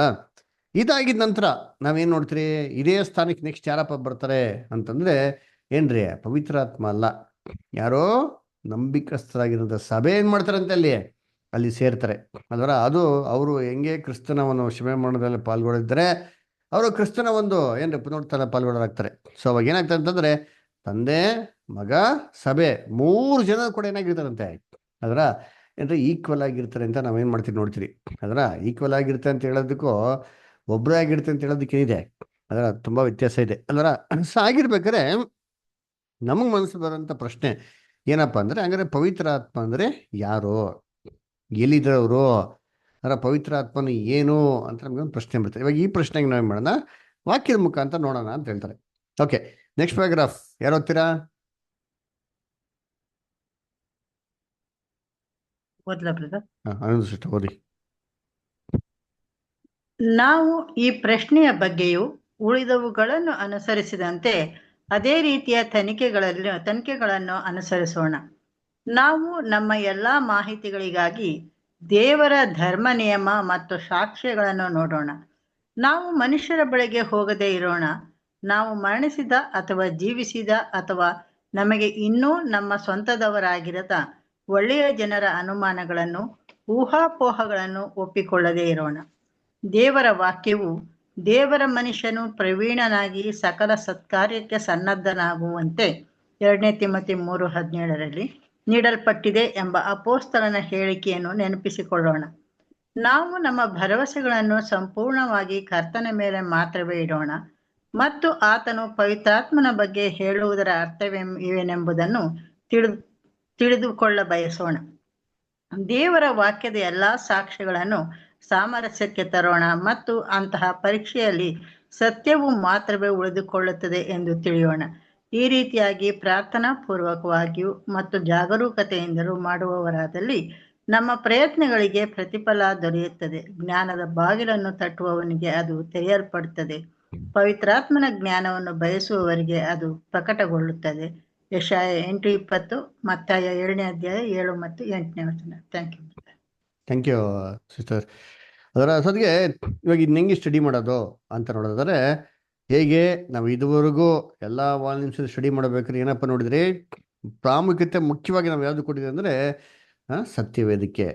ಅದಕ್ಕೆ ಈ ವಾಲ್ಯೂಮ್ಸ್ಗೆ ಏನಂತ ಹೆಸರು, ಸ್ಟಡೀಸ್ ಇನ್ ದ ಸ್ಕ್ರಿಪ್ಚರ್. ಅದರ ಸತ್ಯವೇದ ವಾಕ್ಯದ ಮೇಲೆ ಆಧಾರಗೊಂಡಿರುವಂಥ ಒಂದು ಏನ್ರಿ ಒಂದು ಉಪನ್ಯಾಸ ಅಲ್ದರ. ಸೊ ಅದಕ್ಕೆ ನಾವು ಹೆಂಗೆ ಎಲ್ಲಾನ ವಾಕ್ಯಗಳ ಮುಖಾಂತರ ಓದಿದ್ರು, ಅದೇ ಥರ ಈ ಒಂದು ಸಬ್ಜೆಕ್ಟ್ನು ಕೂಡ ನಾವೇನು ಮಾಡೋಣ, ವಾಕ್ಯದ ಮುಖಾಂತರ ಓದೋಣ. ಇದು ಓದ್ಬೇಕಾರೆ ನಮ್ಮ ಮನಸ್ಸಲ್ಲಿರೋಂಥ ಒಂದು ಸಂದೇಹಗಳು, ಒಂದು ಪ್ರಶ್ನೆಗಳು, ಮನುಷ್ಯನ ಒಂದು ಆಲೋಚನೆಗಳು, ಅದರ ನಮ್ಮ ಸ್ನೇಹಿತರು, ಬಂಧು ಬಳಗದವರು, ಅದರ ನಮಗೆ ಕ್ಲೋಸ್ ಇರೋಂಥ ಎಲ್ಲ ಮಾತುಗಳನ್ನ ಎಲ್ಲ ಒತ್ತಿಗಿಟ್ಬಿಟ್ಟು ಸೈಡಿಗೆ ಇಟ್ಬಿಟ್ಟು ನಾವೇನಪ್ಪ ಮಾಡೋಕೆ ಅಂದರೆ ಸತ್ಯವೇದ ಏನು ಹೇಳ್ತಾರೆ ಅಂತ ಮಾಡ್ಕೋ ಪ್ಲೇನಾಗೆ ಕ್ಲಿಯರ್ ಮೈಂಡಿಂದ ಕೂತ್ಕೊಂಡು ಮಾಡೋಕೆ ನಾವು ಇದನ್ನ ಸ್ಟಡಿ ಮಾಡಬೇಕು ಅಲ್ವರ. ಅದಕ್ಕೆ ತಿಮೋತಿಯಲ್ಲಿ ಏನು ಹೇಳ್ತಾರೆ ಏನ್ರಿ, ವಾಕ್ಯಕ್ಕೆ ಎಷ್ಟಿದೆ ಅಂತ ಪವರು, ವಾಕ್ಯ ಎಷ್ಟು ತುಂಬ ಕ್ಲಿಯರ್ ಇದೆ ಅಂತ ಹೇಳ್ತಾರೆ ನೋಡಿ. ಓದೋಣ. 2 ತಿಮೋತಿ 3:17 ಓದ್ರಿ. 2 ತಿಮೋತಿ 3:17.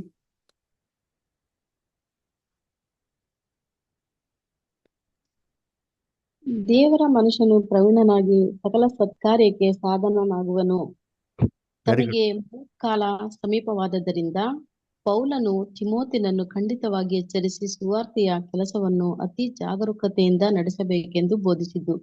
Thank you. ಸರಿ, ನೋಡ್ಬೇಕಾದ್ರೆ ದೇವರ ಮನುಷ್ಯನು ಏನ್ರಿ ಪ್ರವೀಣನಾಗಿ ಸಕಲ ಸತ್ಕಾರ್ಯದಲ್ಲಿ ಏನಾಗುತ್ತೆ ಅಂತಾನ ಸನ್ನದ್ಧನಾಗುವನು ಅಂತ ಹೇಳ್ತಾರಲ್ಲ. ನಂಗೆ ದೇವರ ವಾಕ್ಯಕ್ಕೆ ಎಷ್ಟು ಪವರ್ ಇದೆ ಅಂತಂದ್ರೆ, ಒಬ್ಬ ಮನುಷ್ಯನ ಪ್ರವೀಣತೆಗೆ ತರೋದಿಕ್ಕೆ, ಅದರ ಪರಿಪೂರ್ಣನಾಗೋದಿಕ್ಕೆ, ಅದರ ಸಕಲ ಸತ್ಕಾರ್ಯಗಳನ್ನ ಮಾಡೋದಕ್ಕೇನ್ರಿ ಅದರ ಸಾಮರ್ಥ್ಯನಾಗಿದೆ ವಾಕ್ಯ ಇದೆ. ಈ ಒಂದು ವಾಕ್ಯದ ಭರವಸೆ ಮೇಲೆ ನಾವೇನು ಮಾಡಬೇಕು, ವಾಕ್ಯ ಏನಪ್ಪ ಹೇಳ್ತದೆ ಅಂತ ನೋಡಕ್ಕೆ ನಾವು ತೆಗೆದು ನೋಡಬೇಕು. ಅದಕ್ಕೆ ಯಾರ ವಾಕ್ಯ ನೋಡಿಲ್ಲ ಏನರ್ಥ? ಓದಿ ಐಜಯ 8:20 ಓದ್ರಿ. ಏಷ್ಯಾ 8:20 ಯಾರಾದ್ರ?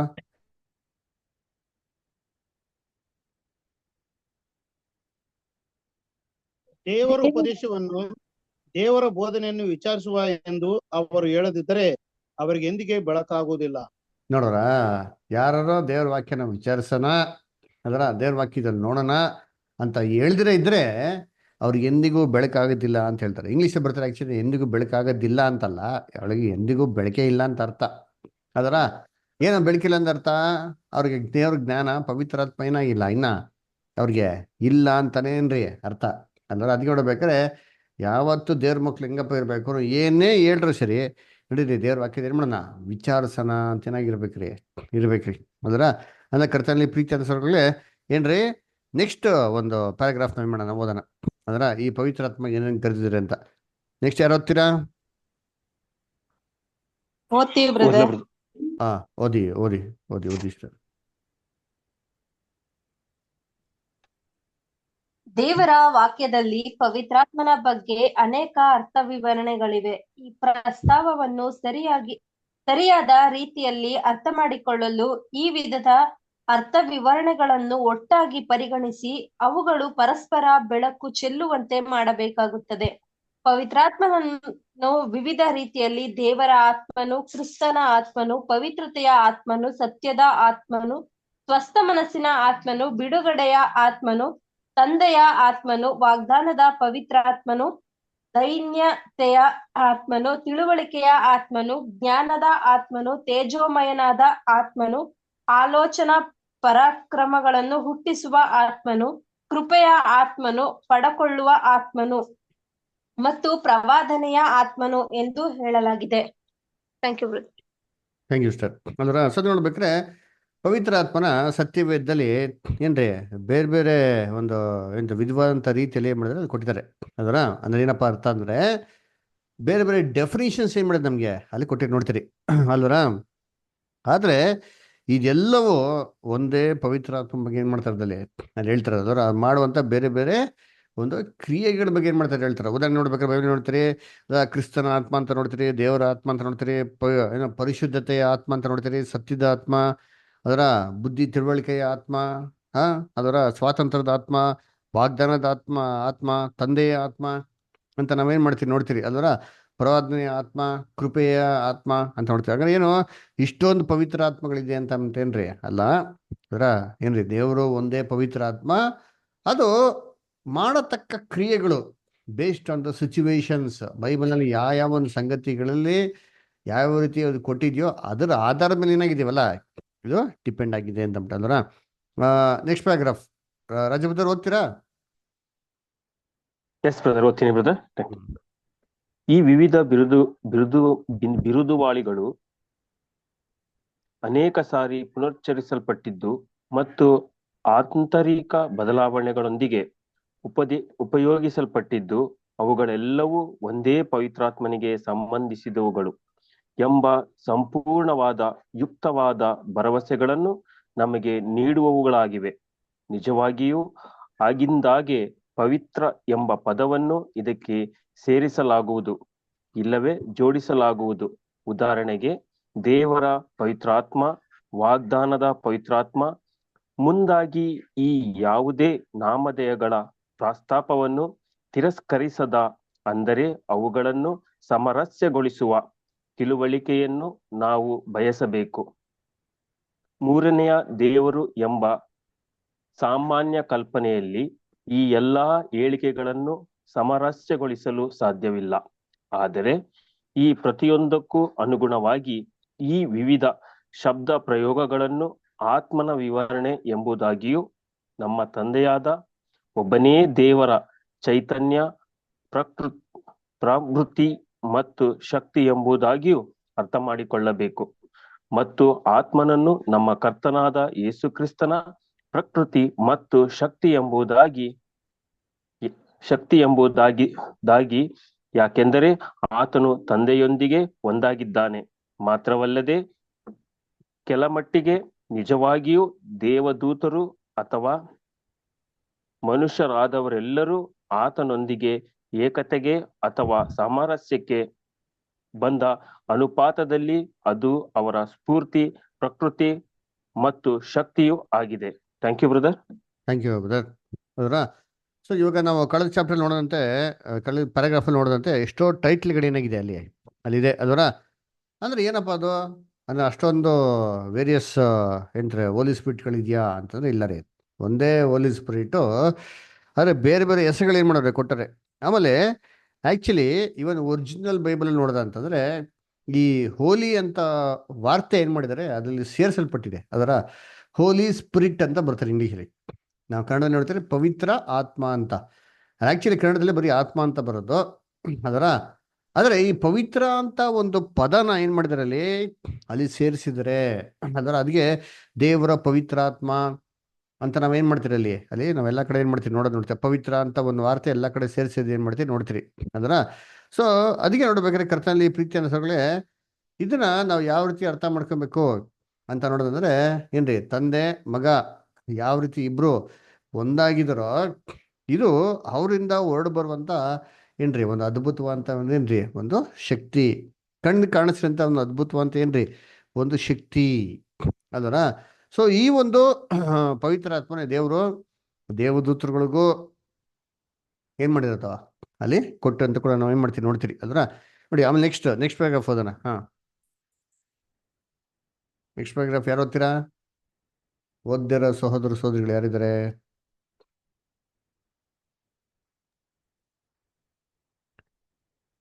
ಇಲ್ಲಿ ಶ್ವೇತಾ ಸ್ಟಾರ್ ಓದ್ತೀರಾ? ಈಗ ಬುಕ್ಕು ಸರೋಜ ಸ್ಟಾರ್. ಓದ್ತೀವಿ ಬ್ರದರ್. Okay star. ದೇವರ ಪರಿಶುದ್ಧ ಗ್ರಂಥಗಳಲ್ಲಿ ಹಾಗೆ ಮತ್ತೊಂದು ಆತ್ಮನ ಬಗ್ಗೆಯೂ ಹೇಳುವುದದೆ.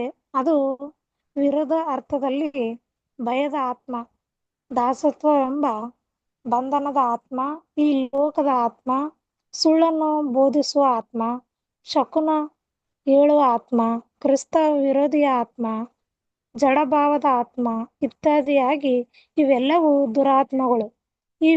ಈ ವಿಧದ ಅರ್ಥ ವಿವರಣೆಗಳನ್ನು ಒಟ್ಟಾಗಿ ಪರಿಗಣಿಸಿದಲ್ಲಿ 2 ಅಥವಾ ಇನ್ನೂ ಹೆಚ್ಚು ಸೈತಾನರು ಇದ್ದಿದ್ದಾರೆಂದು ಯಾರೂ ಆಲೋಚಿಸುವುದಿಲ್ಲ. ಪ್ರತಿಯೊಬ್ಬರು ಈ ಪದಗಳ ಅರ್ಥವನ್ನು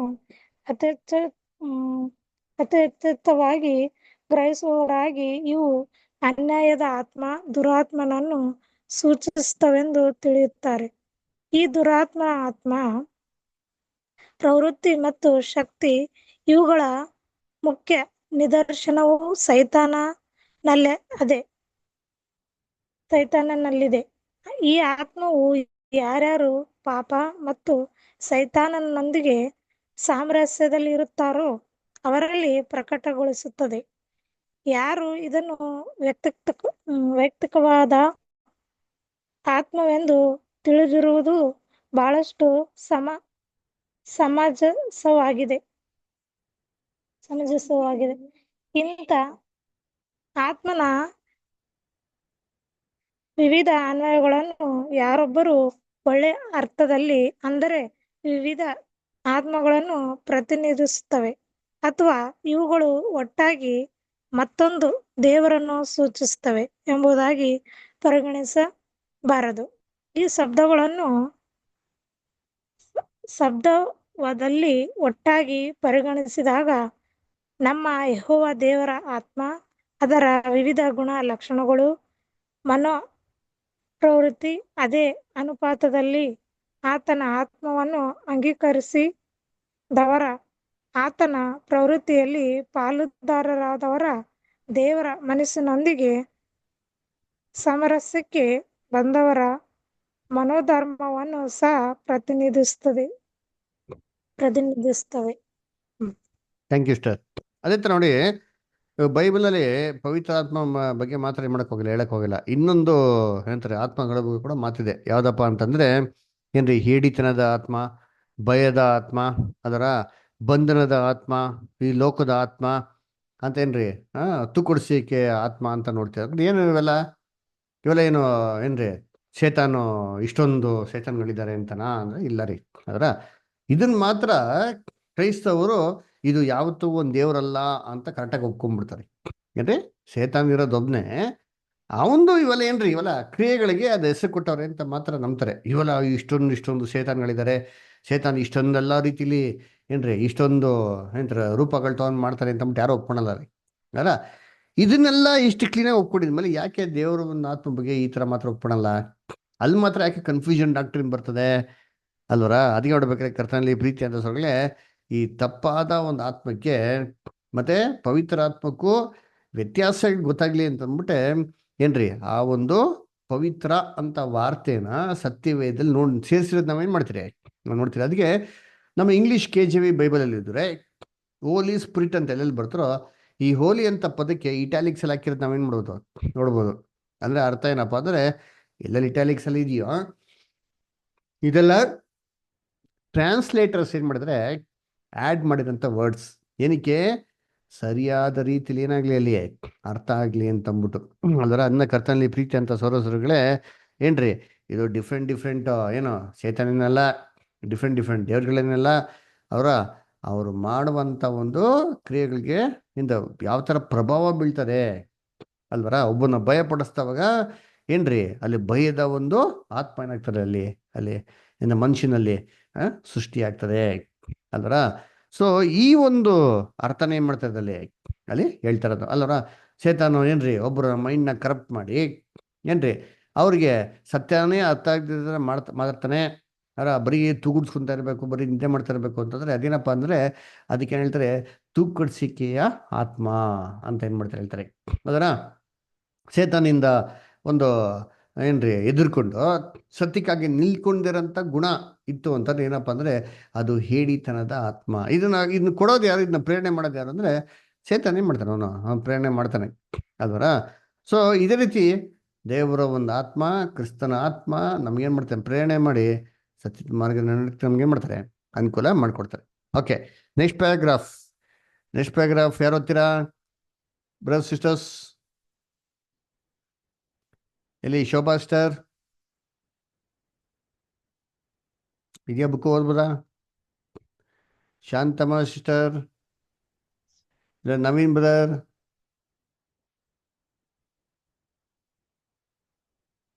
ಯಾರ ಹತ್ರ ಇದೆ ಬುಕ್ಕು? ಓಕೆ, ಅನು ಸಿಸ್ಟರ್ ಇನ್ನೊಂದು ಪ್ಯಾರಾಗ್ರಾಫ್ ಓದ್ಬೋದಾ ಇಫ್ ಯು ಡೋಂಟ್ ಮೈಂಡ್? ಓದ್ತೀನಿ ಬ್ರದರ್. Thank you. ಮಾನವ ಆತ್ಮಗಳ ಬಗ್ಗೆ ದೇವರ ವಾಕ್ಯದಲ್ಲಿಲ್ಲದ ಆದ ಕಾರಣ ತಪ್ಪಾದ ಕಲ್ಪನೆಗಳು ಇವುಗಳ ಕುರಿತಾಗಿ ನಾವು ಮುಂದಿನ ಅಧ್ಯಾಯಗಳಲ್ಲಿ ತಿಳಿಸುವವರಾಗಿದ್ದೇವೆ. ಪವಿತ್ರಾತ್ಮನ ಬಗ್ಗೆ ವೇದದಲ್ಲಿ ಇಲ್ಲದ ಮತ್ತು ತಪ್ಪಾದ ದೃಷ್ಟಿಕೋನಕ್ಕೆ ಹತ್ತಿರವಾಗಿವೆ. ಇವುಗಳು ಈಗ ಸಾಮಾನ್ಯ ಪ್ರಚಲಿತವಾಗಿವೆ. ದೇವರ ಆತ್ಮನ ಮತ್ತು ಮಾನವನ ಆತ್ಮನ ಕುರಿತಾದ ತಪ್ಪಾದ ಆಲೋಚನೆಗಳನ್ನು ತೀಕ್ಷ್ಣಗೊಳಿಸಲಾಗಿದೆ ಮತ್ತು ಅಗಾಧಗೊಳಿಸಲಾಗಿದೆ ಎಂಬ ಸತ್ಯವು ಆಂಗ್ಲ ಭಾಷೆಯಲ್ಲಿ ಸಾಧಾರಣ ಭಾಷಾಂತರ ಕಾಮನ್ ವರ್ಷನ್ ಅಲ್ಲಿ ಯಾವುದೇ ಕಿಂಚಿತ್ತು ಅಧಿಕಾರವಿಲ್ಲದೆ ಹೋಲಿ ಗೋಸ್ಟ್ ಎಂಬ ಪದವನ್ನು ಸುಮಾರು 92 ಸಾರಿ ಉಪಯೋಗಿಸಲ್ಪಟ್ಟಿರುವುದರಲ್ಲಿ ನಮಗೆ ತಿಳಿದು ಬರುತ್ತದೆ. ಇದರ ಮೂಲ ಗ್ರೀಕ್ ಪದದ ನ್ಯೂಮಾ ಅಂದರೆ ಆತ್ಮನು ಎಂಬುದಾಗಿದೆ. ಅವಿದ್ಯಾವಂತರಿಗೆ ಗೋಸ್ಟ್ ಎಂಬ ಪದವು ಅಸ್ಪಷ್ಟವಾದ ಅರ್ಥವನ್ನು ನೀಡುತ್ತದೆ, ಪರಂತು ಇದನ್ನು ಬಹಳ ಸಕಾರಾತ್ಮಕವಾಗಿ ವ್ಯಕ್ತಿತ್ವ ಎಂಬ ಆಲೋಚನೆಯೊಂದಿಗೆ ಗುರುತಿಸಲಾಗುತ್ತದೆ. ನೂತನ ಒಡಂಬಡಿಕೆಯ ಪರಿಷ್ಕೃತ ಭಾಷಾಂತರ ರಿವೈಸ್ ವರ್ಷನ್ನಲ್ಲಿ ಗೋಸ್ಟ್ ಎಂಬ ಪದವು ಕಂಡುಬರುವ 21 ಕಡೆಗಳಲ್ಲಿ ಇದನ್ನು ಸ್ಪಿರಿಟ್ ಎಂಬುದಾಗಿ ಬದಲಾಯಿಸಿರುವುದು ಗಮನಾರ್ಹವಾಗಿದೆ. ಅಮೆರಿಕದ ಪರಿಷ್ಕೃತ ಸಮಿತಿಯವರು ಉಳಿದ 71 ಕಡೆಗಳಲ್ಲಿ ಇನ್ನೂ ಕಂಡುಬರುವ ಗೋಸ್ಟ್ ಎಂಬ ಪದದ ಉಪಯೋಗಕ್ಕೆ ತಮ್ಮ ವಿರೋಧವನ್ನು ವ್ಯಕ್ತಪಡಿಸಿದ್ದಾರೆ. ಹೀಗಿದ್ದಾಗ್ಯೂ ಆಂಗ್ಲೇಯ ಮತ್ತು ಅಮೆರಿಕ ಸಮಿತಿಗಳೆರಡರಲ್ಲಿಯೂ ಗುರುತರವಾದ ತ್ರೇಕತ್ವವಾದಿಗಳು ಇದ್ದಾರೆ ಎಂಬುದೇ. Very good, thank you star.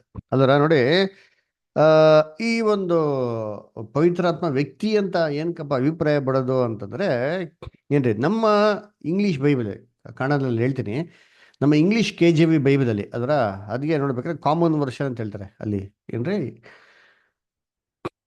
King James ವರ್ಷನ್ನಲ್ಲಿ ಏನ್ರಿ ಈ ಹೊಸ ಒಡಂಬಡಿಕೆಯಲ್ಲಿ ಪವಿತ್ರಾತ್ಮ ಅಂತ ಎಲ್ಲೆಲ್ಲಿ ಬರ್ತದೋ ಅದು 92 ಟೈಮ್ಸ್ ಏನಾಗ್ತದೆ ಬರ್ತಾರೆ, 92 ಸತಿ. ಅದಕ್ಕೆ KJV ಬೈಬಲ್ ಏನಾಗ್ತದೆ, ಹೋಲಿ ಗೋಸ್ಟ್ ಅಂತ ಏನ್ ಮಾಡಿದ್ದಾರೆ ಹಾಕಿದ್ದಾರೆ. ಅದರ ಗೋಸ್ಟ್ ಅಂದ್ರೆ ಅರ್ಥ ಏನೋ, ಗೋಸ್ಟ್ ಅಂದ್ರೆ ಏನು ಅರ್ಥ ನಿಮ್ಗೇನು ಅನಿಸ್ತದೆ? ದೆವ್ವ ಅಂತ ಸಾಮಾನ್ಯವಾಗಿ ಉಪಯೋಗಿಸ್ತಾರೆ. ಎಸ್, ದೆವ್ವ ಭೂತ. ಅದರ ಏನ್ರಿ ದೆವ್ವ ಭೂತ ಅಂದ್ರೆ ಏನು, ಒಂದು ಆತ್ಮ ಸ್ವರೂಪನ ಥರ ಏನ್ರಿ. ಈ ಪ್ರೇತ ಆತ್ಮಗಳು ತಿರ್ಗಾಡ್ತಾರೆ ನೋಡಿ, ಕೈ ಕಾಲಿರಲ್ಲ, ಕಣ್ಣು ಕಾಣಿಸಲ್ಲ, ಇನ್ವಿಸಿಬಲ್ ಆಗಿರ್ತಾರೆ, ಎಲ್ಲಿ ಬೇಕಾರೋ ಏನಾದ್ರು ಓಡಾಡ್ತಾ ಇರ್ಬೋದು. ಇದೇ ಅಭಿಪ್ರಾಯ ಕೊಡ್ತಾರೆ.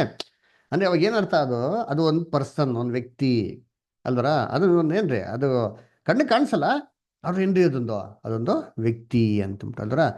ಇವಾಗ ಈ ಟ್ರಾನ್ಸ್ಲೇಷನ್ ಮಾಡಿದವ್ರಿಗೆಲ್ಲರಿಗೂ ಏನಾಗ್ಬಿಟ್ಟಿದೆ, ಈ ತ್ರೈಕತ್ವ ಅಂತ ಅಂದ್ಬಿಟ್ಟು ಡಾಕ್ಟ್ರಿನ್ ಮನಸ್ಸಲ್ಲಿ ಕೂತಿರೋದ್ರಿಂದ ಅವ್ರೇನ್ ಮಾಡಿದ್ರಪ್ಪ ಅಂತಂದ್ರೆ, ಸ್ವಲ್ಪ ಕೂಡ ಏನ್ರಿ ಹಿಂದೆ ಮುಂದೆ ಯೋಚನೆ ಮಾಡ್ತೀರಾ, ಒರಿಜಿನಲ್ ಗ್ರೀಕ್ ವರ್ಡ್ಗೆ ಆಪೋಸಿಟ್ ಆಗಿರೋಂಥ ವಾರ್ತೆ ಏನ್ ಮಾಡ್ಬಿಟ್ರಂತೆ ಅಲ್ಲಿ ಯೂಸ್ ಮಾಡ್ಬಿಟ್ರಿ. ಯಾವ್ದು ಅಂತಂದ್ರೆ ಏನ್ರಿ, ಹೋಲಿ ಗೋಸ್ಟ್ ಅಂತ. ಆಕ್ಚುಲಿ ಇಲ್ಲಿ ಗ್ರೀಕಲ್ಲಿ ಬರೋಂಥ ವಾರ್ತೆ ಅದು ನ್ಯೂಮಾ ಅಂತ ಹೇಳ್ತಾರೆ, ನ್ಯೂಮಾ ಅಂತ ಬರ್ತಾರೆ. ಅದಕ್ಕೆ ಇಂಗ್ಲೀಷಲ್ಲಿ ಸ್ಪಿರಿಟ್ ಅಂತ ಕರೆಕ್ಟ್ ಆಗಿರೋಂಥ ವಾರ್ತೆ ಏನಾಗ್ಬೇಕಾಗ್ಬೇಕು. ಅದಕ್ಕೆ ಇದು ಏನ್ ಮಾಡ್ಬಿಟ್ರು ಅಂತಂದ್ರೆ ಏನ್ರಿ, ಅದಕ್ಕೂ ಗಜಾಂತರ ವ್ಯತ್ಯಾಸ. ಅದರ ಸ್ಪಿರಿಟ್ಗೂ ಏನ್ರಿ ಮತ್ತೆ ಹೋಲಿ ಗೋಸ್ಟ್ಗೂ ಅಲ್ವರ. ಅದನ್ನ ಏನ್ ಮಾಡ್ಬಿಟ್ರು ಅಂತಂದ್ರೆ ಅದನ್ನ ವಾರ್ತೆ ಹಾಕ್ಬಿಟ್ರಂತೆ. ಅದರ ಅದರಿಂದ ನೋಡ್ಬೇಕಾದ್ರೆ ಈ ವಾರ್ತೆಗೆ ಮತ್ತೆ ದೇವರ ಒಂದು ಸ್ಪಿರಿಟ್ಗೂ ಸಂಬಂಧ ನಿಲ್ಲರಿ. ಆಮೇಲೆ ಇನ್ನೊಂದು ಗೊತ್ತಾ ವ್ಯತ್ಯಾಸ, ನಮ್ಮ ಕನ್ನಡದಲ್ಲಿ ನೋಡಬೇಕಾದ್ರೆ ಏನಾಗ್ಬಿಟ್ಟಿದೆ ಅಂತಂದ್ರೆ, ಆತ್ಮ ಅಂತ ಅಂದ ತಕ್ಷಣ ನಮ್ ಕಣ್ಣಿಗೆ ಬರೋ ಫಸ್ಟ್ ಪಿಕ್ಚರ್ ಏನಪ್ಪಾ ಅಂತಂದ್ರೆ, ಮನುಷ್ಯನ ಒಂದು ಆತ್ಮ, ಮನುಷ್ಯನ ಆತ್ಮ ಒಂದು ಸತ್ನ ಬಿಟ್ಟೋಗ್ತಾ ಕಣ್ಣಿಗೆ ಕಾಣಿಸಲ್ಲ, ಅದೇ ಒಂದು ಚಕ್ಕಂತ ಏನಾದ್ರು ಪಿಕ್ಚರ್ ಬರೋದು. ಅದಕ್ಕೆ ದೇವರ ಪವಿತ್ರ ಆತ್ಮ ಅಂತ ಹೇಳಿದ ತಕ್ಷಣ ಮೀನಿಂಗ್ ಮಾಡ್ಬಿಡ್ತಾರೆ ನಮಗೆ, ಓ ದೇವ್ರಿದ್ದಾರೆ, ಅವ್ರಿಗೆ ಕಣ್ಣು ಕಾಣಿಸಿ ಅಂತ ಹೇಳ್ತೀವಿ, ಒಂಥರ ಆತ್ಮ ನಮ್ಮಲ್ಲಿ ನೋಡ್ರೆ ಹಂಗೆ ಬಿಟ್ಬಿಟ್ಟವ್ರೆ, ನಮ್ಮಲ್ಲೂ ಬಂದು ತುಂಬ್ಕೊಂಡ್ಬಿಟ್ಟೈತೆ. ಸೊ ಅಲ್ಲಿ ಏನಾಗ್ಬಿಡ್ತು, ಏನೋ ಒಂಥರ ಪರ್ಸ್ನಾಲಿಟಿ ವ್ಯಕ್ತಿತ್ವ ಅಂತ ಏನಾಗ್ಬಿಡ್ತು ಅಲ್ಲಿ ಬಂದ್ಬಿಡ್ತು. ಅವಾಗ ಏನಾಗ್ಬಿಡ್ತು ಅಂದ್ರೆ ಈ ಮೈಂಡ್ ಮನುಷ್ಯನ ಏನಾಗ್ಬಿಡ್ತು ಅಲ್ಲಿ ಕೂತ್ಕೊಂಡ್ಬಿಡ್ತು.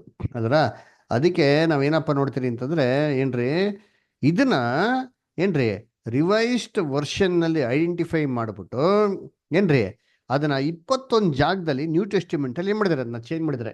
ಏನಂತ ಹಾಕಿದ್ರೆ, ಹೋಲಿ ಗೋಸ್ಟ್ ಬಟ್ಲಾಗಿ ಹೋಲಿ ಸ್ಪಿರಿಟ್ ಅಂತ ವಾರ್ತೆ ಏನ್ ಮಾಡಿದಾರೆ, ಚೇಂಜ್ ಮಾಡೋದು ನೋಡ್ತೀವಿ. ಅದಕ್ಕೆ ನಮ್ಮ ಬೈಬಲ್ ನೋಡೋದಂದ್ರೆ, ನನ್ನ ಹತ್ರ ಒಂದು ಬೈಬಲ್ KJV ಬೈಬಲ್, ಅದ್ರ ಹೋಲಿ ಗೋಸ್ಟ್ ಅಂತ ಇರೋದು. ಬೇರೆ ಬೈಬಲ್ ನೋಡಿದ್ರೆ ಹೋಲಿ ಸ್ಪಿರಿಟ್ ಅಂತ ಏನ್ ಮಾಡೋದು ನಮ್ಗೆ ಕೊಟ್ಟರೆ. ಯಾಕೆ ಅಂದ್ರೆ ಇದು ಅನಂತರ ಆಗಿರೋಂಥ ಟ್ರಾನ್ಸ್ಲೇಷನ್ಸ್ ಏನ್ ಮಾಡೋರು, ಅದನ್ನ ಕರೆಕ್ಷನ್ಸ್ ಮಾಡೋರೆ ಅಲ್ವರ. ಆದ್ರೆ ಇದು ಹೆಂಗಾಯ್ತು ಅಂತಂದ್ರೆ, ಆ ಕಾಲದಲ್ಲಿ ಏನ್ರಿ ಅಮೇರಿಕನ್ ರಿವಿಷನ್ ಕಮಿಟಿ ಅವರು ಸ್ಟ್ರೈಕ್ ಮಾಡಿ ಗಲಾಟೆ ಮಾಡಿದ್ಮೇಲೆ ಈ ಗೋಸ್ಟ್ ಅಂತ ಪದ ಏನ್ ಮಾಡಿದಂತ ಅಲ್ಲಿ ತೆಗೆದಾಕಿರಂತೆ. ತೆಗೆದಾಕ್ಬಿಟ್ಟು ಏನ್ರಿ ಇದನ್ನ ಮಾಡಿರೋದಂತಾರೆ. ಆದ್ರೆ ಅದಕ್ಕೆ ಸ್ವಲ್ಪ ಜಾಗದಲ್ಲಿ ಏನಾಗಿದೆ ಅಲ್ಲಿ ಸ್ಪಿರಿಟ್ ಅಂತ ವಾರ್ತೆ ಏನಾಗಿ ಬಂದಿದ್ದು ನೋಡ್ತೀರಿ. ಅದರ ಈವನ್ ಕನ್ನಡದಲ್ಲಿ ನೋಡ್ಬೇಕಾದ್ರೆ ಎರಡುಗೇನಿಲ್ಲ, ಬೇರೆ ವಾರ್ತೆಗಳಿದ್ದರಿಂದ ನಮಗೆ ತುಂಬಾ ಕನ್ಫ್ಯೂಷನ್ ಆಗ್ತದೆ ಅಲ್ವರ. ಅದನ್ನ ನಾವು ನೆಕ್ಸ್ಟ್ ಬರೋಂಥ ಪಾಠದಲ್ಲಿ ಡೀಟೇಲ್ ಆಗಿ ನೋಡೋಣ ಅಂತ ಹೇಳ್ತಾರೆ. ಅದ್ರ ಏನಪ್ಪಾ ಅಂದ್ರೆ, ಮನುಷ್ಯನ ಆತ್ಮಕ್ಕೂ ಅಲ್ವರ ದೇವರ ಪವಿತ್ರ ಆತ್ಮಕ್ಕೂ ಇರೋಂಥ ವ್ಯತ್ಯಾಸ ಏನು, ಎರಡು ಒಂದೇನಾ, ಅದು ಎರಡು ಬೇರೆ ಬೇರೆ ಅಲ್ಲ, ಹೇಗೆ ಅಂತಂದ್ಬಿಟ್ಟು ಅದನ್ನ ಬರೋಂಥ ಚಾಪ್ಟರ್ಗಳು ನೋಡೋಣ ಅಂತ ಹೇಳ್ತಾರೆ. ತಮಿಳಲ್ಲಿ ತುಂಬಾ ಕ್ಲಿಯರ್ ಆಗಿದೆ ರೀ. ಅದರ ಪರಿಶುದ್ಧ ಆವಿ ಅಂತ ಹೇಳ್ತಾರೆ, ಪರಿಶುದ್ಧ ಆತ್ಮ ಅಂತ ಹೇಳೋದಾದ್ರೆ ತಮಿಳಲ್ಲಿ ಪರಿಶುದ್ಧ ಆವಿ ಅಂತ ಹೇಳ್ತಾರೆ. ಆದ್ರೆ ಮನುಷ್ಯನ ಒಂದು ಏನ್ರಿ ಸೋಲ್ಗೆ, ಮನುಷ್ಯನ ಆತ್ಮಕ್ಕೆ ಹೇಳ್ತಾರೆ ತಮಿಳಲ್ಲಿ ಮನುಷ್ಯನಿಯ ಆತ್ಮ ಅಂತ ಹೇಳ್ತಾರೆ. ಸೊ ಅಲ್ಲಿ ಇಂಗ್ಲಿಷಲ್ಲಿ ಸ್ಪಿರಿಟ್ಗೂ ಸೋಲ್ಗೂ ಇಂಗ್ಲಿಷಲ್ಲಿ ಹೆಂಗೆ ಬೇರೆ ಬೇರೆ ವಾರ್ತೆಗಳಿದೆಯೋ, ತಮಿಳಲ್ಲಿ ಕೂಡ ಏನಾಗಿದೆ ಬೇರೆ ಬೇರೆ ವಾರ್ತೆಗಳು ಇದೆ. ಅದರ ಏನಂತ ಆವಿ ಮತ್ತೆ ಆತ್ಮ ಅಂತಿದೆ. ಆದ್ರೆ ಏನ್ರಿ ಕನ್ನಡದಲ್ಲಿ ಇವೆರಡಿಗೂ ಒಂದೇ ವಾರ್ತೆ ಇರೋದ್ರಿಂದ ನಮ್ಗೆ ಸ್ವಲ್ಪ ಅಲ್ಲಿ ಕನ್ಫ್ಯೂಷನ್ ಆಗ್ತದೆ. ಆದ್ರೆ ಅದ್ರ ಬಗ್ಗೆ ಫ್ಯೂಚರ್ ಏನ್ ಮಾಡೋಣ, ನಾವು ನೆಕ್ಸ್ಟ್ ಒಂದು ಬರೋ ಚಾಪ್ಟರ್ಗಳೆಲ್ಲ ಅದು ಕವರ್ ಆಗ್ತದೆ, ಅದು ಸ್ಟಡಿ ಮಾಡೋಣ ಅಂತ ಹೇಳ್ತಾರೆ ಮನುಷ್ಯನ ಆತ್ಮ ಬಗ್ಗೆ. ಓಕೆ, ನೆಕ್ಸ್ಟ್ ಪ್ಯಾರಾಗ್ರಾಫ್ ಯಾರು ಓದ್ತೀರಾ? ನಾವು ಓದ್ತೀನಿ ಬ್ರದರ್. ಓದಿ ಬ್ರದರ್, ಮೋಹನ್ ಬ್ರದರ್. ದೇವರು ಪವಿತ್ರಾತ್ಮನನ್ನು ತಂದೆಯಾದ ದೇವರಿಂದ ಮಗನಿಂದ ಬೇರೆಯಾದೆ ಆದ ವ್ಯಕ್ತಿತ್ವ ಹೊಂದಿರುವ ಮತ್ತೊಂದು ದೇವರು ಎಂದು ಆಲೋಚಿಸುವುದಕ್ಕೂ ಹೇಳುವುದಕ್ಕೂ ನಿರಪೇಕ್ಷವಾಗಿ ಯಾವುದೇ ನೆಲೆಯಿಲ್ಲ. ಇದಕ್ಕೆ ತೀರಾ ವ್ಯತಿರಿಕ್ತವಾಗಿ ನಮ್ಮ ಕರ್ತನಾದ ಯೇಸುವಿನೊಡನೆ ಸಂಪರ್ಕಿಸಿದ್ದು ದೇವರು ಆತ್ಮನೇ ಆಗಿದ್ದಾನೆ ಎಂಬ ಸತ್ಯವನ್ನು ನಾವು ಗಮನಿಸಬೇಕಾಗುತ್ತದೆ. ಕರ್ತನ ಆತ್ಮವು ನನ್ನ ಮೇಲೆ ಅದೇ. ಆತನು ನನ್ನನ್ನು ಬಡವರಿಗೆ ಶುಭವರ್ತಮಾನವನ್ನು ಸಾರುವುದಕ್ಕೆ ಅಭಿಷೇಕಿಸಿದನು. ಲೂಕ 4:18 ಎಂದು ಓದುತ್ತೇವೆ. ಈ ಉಲ್ಲೇಖವನ್ನು ತೆಗೆದುಕೊಂಡು ಪ್ರವಾದನ ವಾಕ್ಯದ ಕಡೆಗೆ ತಿರುಗಿ ನೋಡುವುದಾದ್ರೆ ನಾವು ಅಲ್ಲಿ ಇಬ್ರಿಯ ಭಾಷೆಯಲ್ಲಿ ಎಂದು ನೋಡುತ್ತೇವೆ. ಅದೇ ಅಭಿಪ್ರಾಯದಲ್ಲಿ ನಾವು ಪುನಃ ಆ ಅಂಕುರದ ಮೇಲೆ ಜ್ಞಾನ, ವಿವೇಕ ಆತ್ಮ, ಆಲೋಚನಾ ಪರಾಕ್ರಮಗಳನ್ನು ಹುಟ್ಟಿಸುವ ಆತ್ಮ, ತಿಳುವಳಿಕೆಯನ್ನು, ಯೆಹೋವನ ಭಯವನ್ನು ಉಂಟು ಮಾಡುವ ಆತ್ಮ, ಅಂತೂ ಯೆಹೋವನ ಆತ್ಮವೇ ನೆಲೆಗೊಂಡಿರುವುದು. ಯೆಶಾಯ 11:2-3 ಎಂದು ಸಹ ಓದುತ್ತೇವೆ. ಅದೇ ರೀತಿಯಲ್ಲಿ ಕರ್ತನಲ್ಲಿರುವ ಆತ್ಮವನ್ನು ಕ್ರಿಸ್ತನ ಆತ್ಮನೆಂದು, ಕ್ರಿಸ್ತನ ಮನಸ್ಸು ಎಂದು ಸೂಚಿಸಲಾಗಿದೆ. ಕ್ರಿಸ್ತ ಯೇಸುವಿನಲ್ಲಿದ್ದಂಥ ಮನಸ್ಸು ನಿಮ್ಮಲ್ಲಿ ಇರಲಿ, ಫಿಲಿಪ್ಪಿ 2:5 ಎಂದು ಬರೆಯಲಾಗಿದೆ. Thank you brother. ಅಲ್ವರ ಸರಿ, ಈಗ ಪವಿತ್ರ ಆತ್ಮ ಒಂದು ವ್ಯಕ್ತಿ ಆದಂದ್ರೆ ಅಲ್ವರ, ಮತ್ತೆ ಯೇಸು ಕ್ರಿಸ್ತನು, ದೇವರು, ಪವಿತ್ರ ಆತ್ಮ 3 ಜನ ಒಬ್ಬರೇ ಈಕ್ವಲ್ ಆಗಿದ್ದಾರೆ ಅಂತಂದ್ರೆ ಯೇಸು ಕ್ರಿಸ್ತು ದೀಕ್ಷಾಸ್ನಾನ ತಗೊಂಡಾಗ ಅವ್ರಿಗೆ ಯಾಕೆ ದೇವರು ಪವಿತ್ರ ಆತ್ಮ ಬರ್ಬೇಕಾಗಿತ್ತು? 3 ಒಬ್ಬರೇ ಅಲ್ವಾ? ಅವರಲ್ಲಿ ಇವರಲ್ಲಿ ಇರ್ಬೇಕಾದ್ರೆ ಯಾಕೆ ತಿರ್ಗಾ ಬಂದು ಇವರಲ್ಲಿ ತುಂಬಿಕೊಂಡ್ರು? ಅವಶ್ಯಕತೆ ಏನಿತ್ತು ಅಲ್ವರ?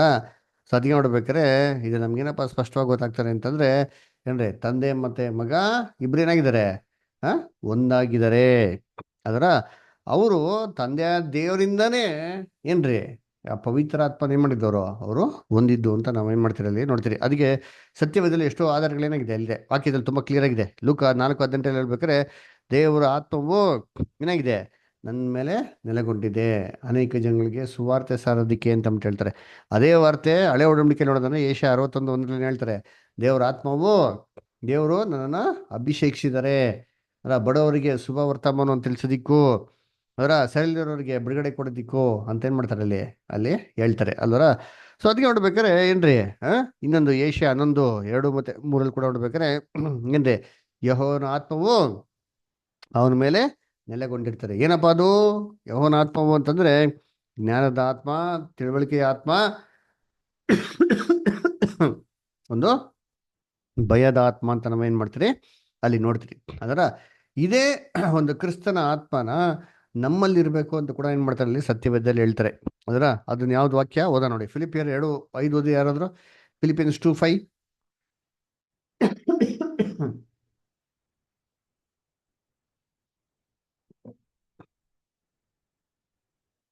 ಫಿಲಿಪಿಯನ್ಸ್ 2:5. ಕ್ರಿಸ್ತ ಯೇಸುವಿನಲ್ಲಿ ಓದಿ. ಕ್ರಿಸ್ತ ಯೇಸುವಿನಲ್ಲಿದ್ದಂತ ಮನಸ್ಸು ನಿಮ್ಮಲ್ಲಿಯೂ ಇರಲಿ. Very good. ಕ್ರಿಸ್ತ ಯೇಸುವಿನಂತ ಮನಸ್ಸು ನಿಮ್ಮಲ್ಲಿ ಏನಾಗ್ಲಿ ಇರ್ಲಿ. ಕ್ರಿಸ್ತ ಯೇಸುವಿನಂತ ಮನಸ್ಸು ಅದು ನಮ್ಮಲ್ಲಿ ಹೆಂಗಿರಕ್ಕೆ ಸಾಧ್ಯ? ಅವ್ರ ಮನಸ್ಸು ಅವ್ರಲ್ಲಿ ತಾನೇ ಇರಬೇಕು. ಇದು ಹೇಳ್ತಾರೆ ಅಂದ್ರೆ the spirit of Christ, the mind of Christ. ಕ್ರಿಸ್ತ ಯೇಸುವಿನಲ್ಲಿರೋಂಥ ಮನೋಭಾವ ನಿಮ್ಮಲ್ಲಿ ಕೂಡ ಏನಾಗಿರ್ಲಿ, ಅದು ಇರಲಿ ಅಂತ ಹೇಳ್ತಾರೆ. ಅದರ ಸೊ ಹಿಂಗೆ ಇದೊಂದು ವ್ಯಕ್ತಿ ಆದ್ರೆ ಹೆಂಗೆ ಇಬ್ಬರಲ್ಲಿ ಇರೋಕ್ಕೆ ಸಾಧ್ಯ? ಯಾರೋ ಒಬ್ರಲ್ಲಿ ತಾನೇ ಇರ್ಬೋದು, ಇಬ್ರಲ್ಲಿ ಹೆಂಗಿರಕ್ಕೆ ಸಾಧ್ಯ? ಅವರಲ್ಲಿರೋಂಥ ಒಂದು ವ್ಯಕ್ತಿ ನಮ್ಮಲ್ಲಿ ಬರೋಕೆ ಇರಕ್ಕೆ ಸಾಧ್ಯನಾ? ಖಂಡಿತವಾಗ್ಲೂ ಸಾಧ್ಯ ಇಲ್ವಲ್ಲ ಅಂತ ಹೇಳ್ತಾರೆ. ಅದಕ್ಕೆ ನೋಡಿ ನೆಕ್ಸ್ಟ್ ಪ್ಯಾರಾಗ್ರಾಫ್ ಅದನ್ನ, ನೆಕ್ಸ್ಟ್ ಪ್ಯಾರಾಗ್ರಾಫ್